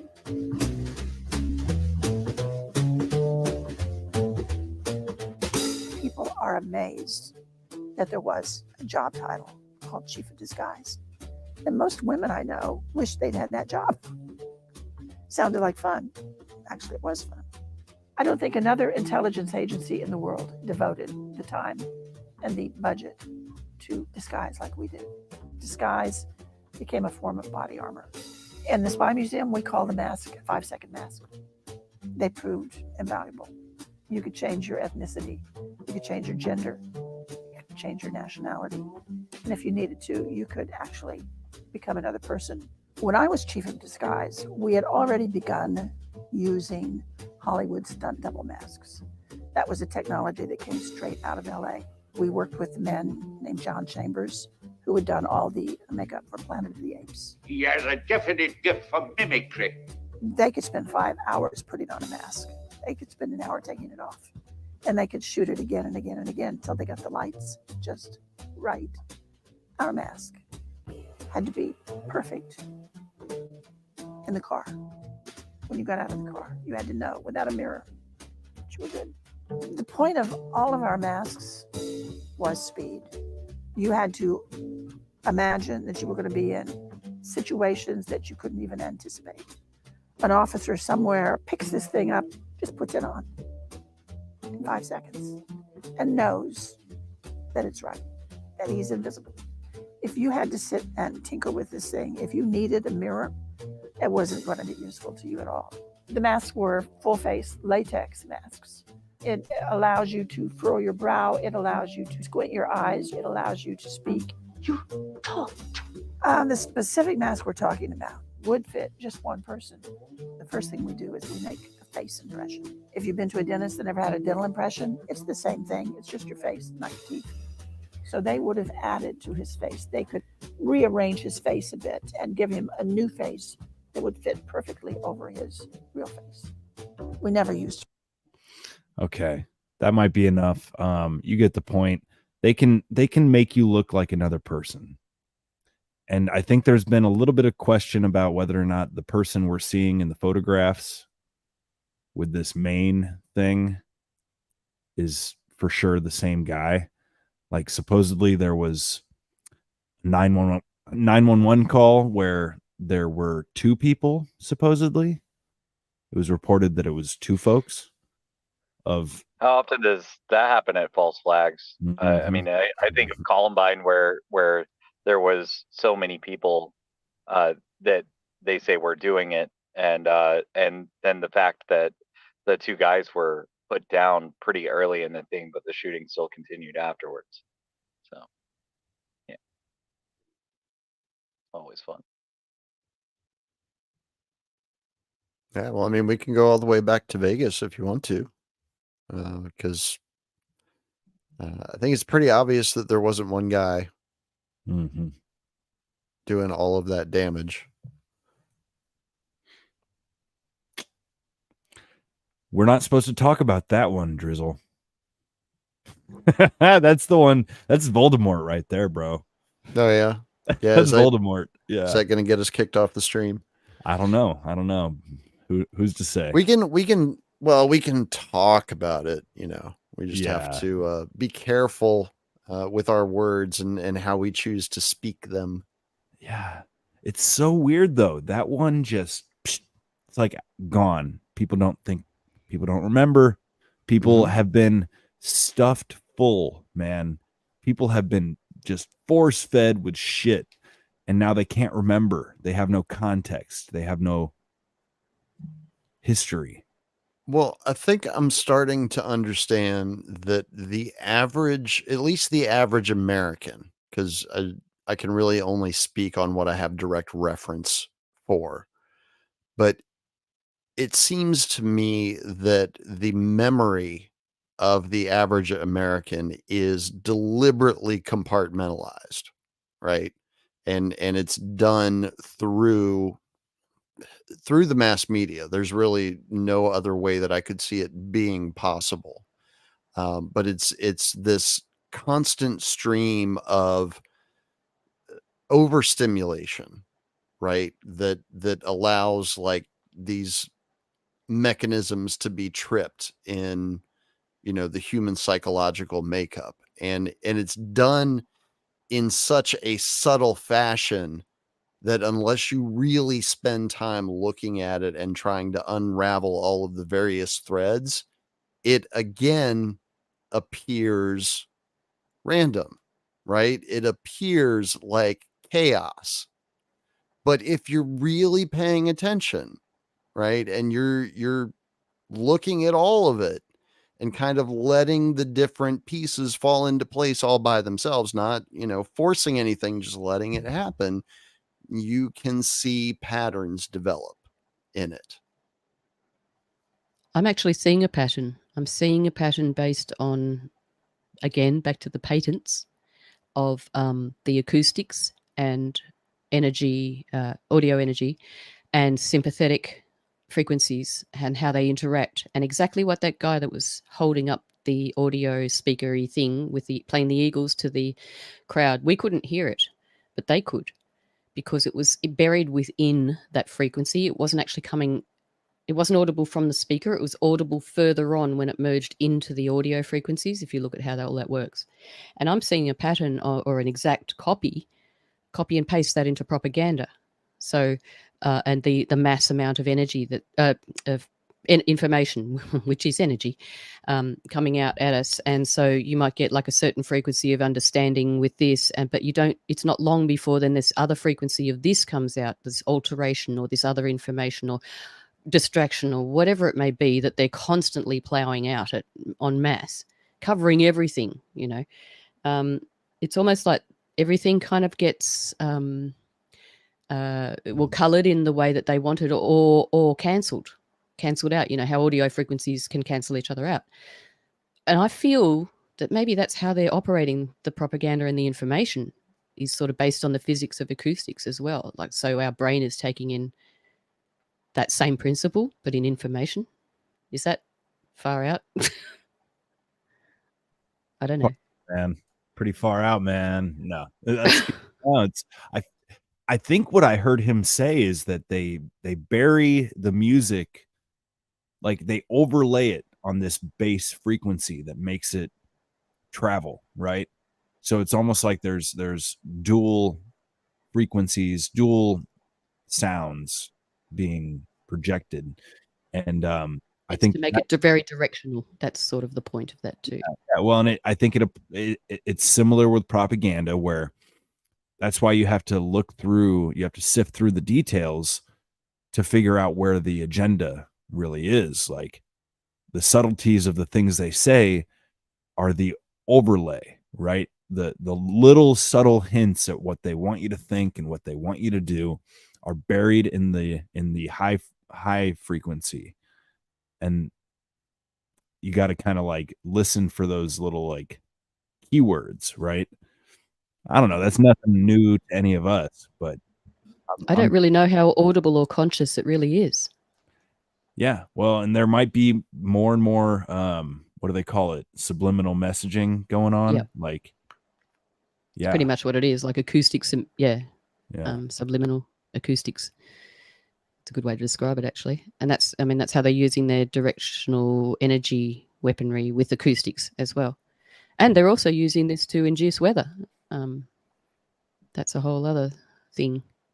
They've really harnessed the acoustics thing. I mean, it's quite amazing because it's simple, isn't it? It's quite, I wouldn't say cheap, but it's a lot cheaper than using weaponry and all that sort of thing. Is just being able to harness acoustics, harness the energy, the free energy that's already there, you know, creating acoustics, which is energy, and it's just as simple as sound, but it's so effective. So it's almost like they've simplified their complexities down to frequency, energy, and vibration. Yeah. Now they can create a Category 5 hurricane in 6 hours. Earthquakes, volcanoes. Yep. Yeah. Yeah, let's talk about that before we finish out here. So what's up with Acapulco, the drizzle? Acapulco is obliterated, from what I can tell. Let me see. So allegedly there's some power restored in parts of Acapulco today, particularly the downtown area. I've only heard one report of that, so I don't know how true that is. But yeah, the damage that you're seeing from various postings on social media, most of it does appear to be legit. This thing literally came out of nowhere. There was little to no warning of the population in the area, and it did serious damage, like to all infrastructure, everything. Like, I have no doubt that by the time this is said and done, the body count's probably going to be pretty high because of when this thing hit. Because it was after midnight. And I know just from living down there the short time that I did, that time of the night, a lot of people are sleeping. And sounds from familiar. what I heard, from what I heard from somebody living in Mexico, but not in the Acapulco area, there really wasn't any warning as far as like the weather forecast is concerned. It literally came out of nowhere. And I looked at the track of the storm myself. Again, I don't consider myself an expert when it comes to tropical weather systems on the western coast of Mexico, but I did watch quite a few of them roll through in the course of the last year and a half. And I didn't see any of the other hurricanes take the track that this one did. It looked inexplicable from what I saw on the radar. I don't know that I can ever say that I've seen a hurricane travel in a straight line. Certainly not into the mouth of a bay that is circled by mountains. Drizzle, can I ask, is there a warning system down there? You know how Lahaina, there was a warning system that didn't go off. Is there a similar thing in Acapulco? If there is, I don't ever remember hearing it.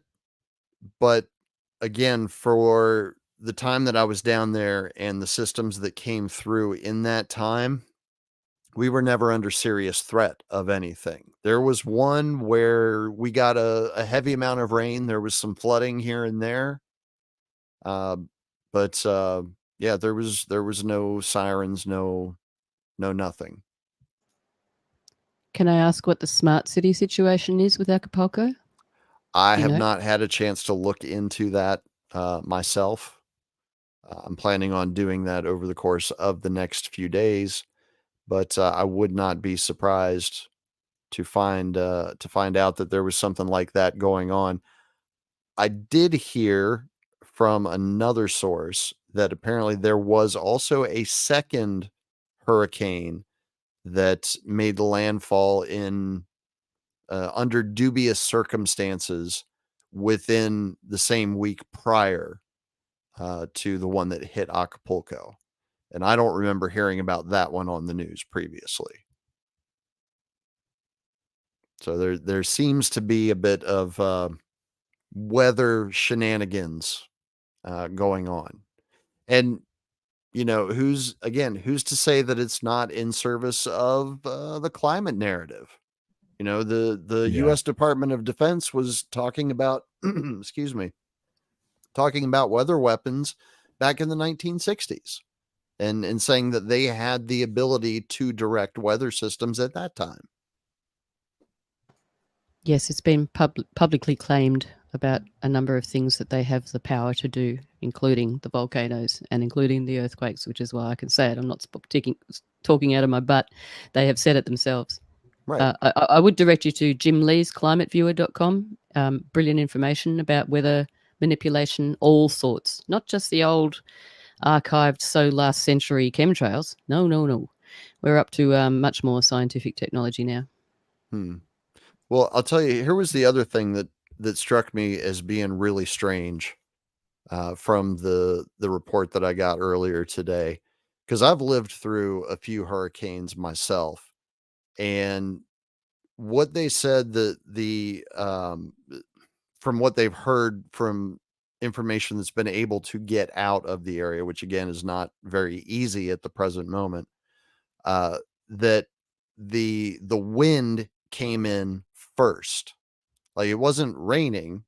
It was just all of a sudden this incredible wind.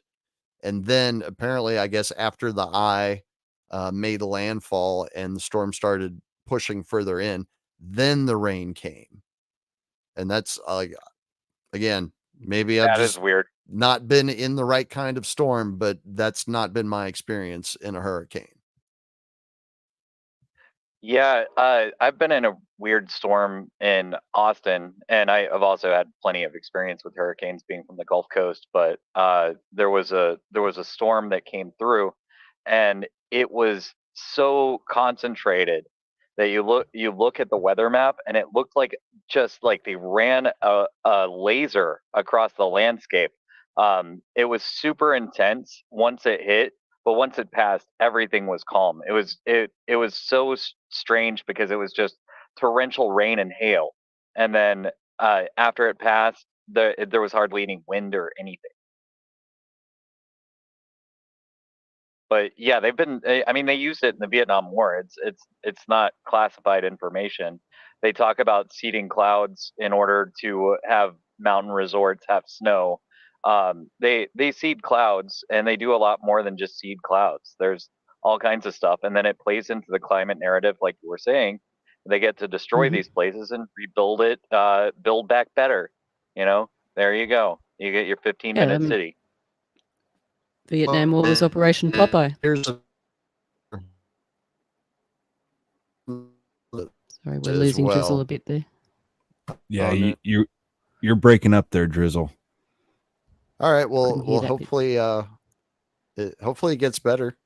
Now you're good. Okay. Seems. So this is probably something that's not going to be an angle that most people are going to look at, but is obviously something that I take into account, having lived down there and understanding a little bit about the local power structure. The Mexican federal government does not have basically any control over the area around Acapulco. Like, it's the local governments and the cartels that pretty much say what goes, and they tend to work together fairly well.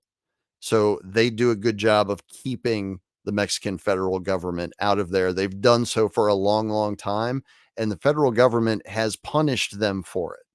To like some of the lengths that the federal government has gone to is like basically rerouting all of the international air traffic that would go to Acapulco and sending it to Mexico City first, so that you have to stop over in Mexico City, possibly spend some money there, and then you have to make like a 2 or a 4 hour trip down to Acapulco. So, another angle that you can look at this is, if we're talking about they, them, those, and, trying to hit as many birds with one stone as possible, they just did a pretty damn good job of wiping out the local power structure in Acapulco, so that somebody can now come in and fill that void. Rebuild the structure and get some huge whacking contract. Not just contract, but gain control of an area that up till now they have not had centralized control of, a lot like Lahaina. Of course, yes. Yeah, great point. Makes Rebuild sense. the infrastructure, build back better for them. And to single out the people that maybe aren't going with the program, right? Hawaiians have like a strong nationalistic tendency more towards Hawaii than to the United States. You could probably say that of a number of places. Texas, myself, I love identifying as a Hoosier. I'm a proud Hoosier. My family's from here. 8-9 generations of Hoosiers. So I get it. I don't know. Well, what do y'all think? It feels like maybe we ought to wrap her up. Any final topics need covered, or any final thoughts, or? We're all the way past the 3-hour mark. We should just call her a show there. Yep. Happy 33, friends. Maybe we Happy should 33. make it to 11 more minutes, so it can be 3:33. Yeah, we could force it, but little fun fact before we go. So we're talking Fahrenheit here. 32 degrees Fahrenheit is ice. 33 degrees Fahrenheit is water. Join us. Yep. Better to be, I would say better to be water, if I was gonna guess. Absolutely. Yeah. I've been very fond of ice tonight because of burning my hand pretty bad on a Pyrex bowl.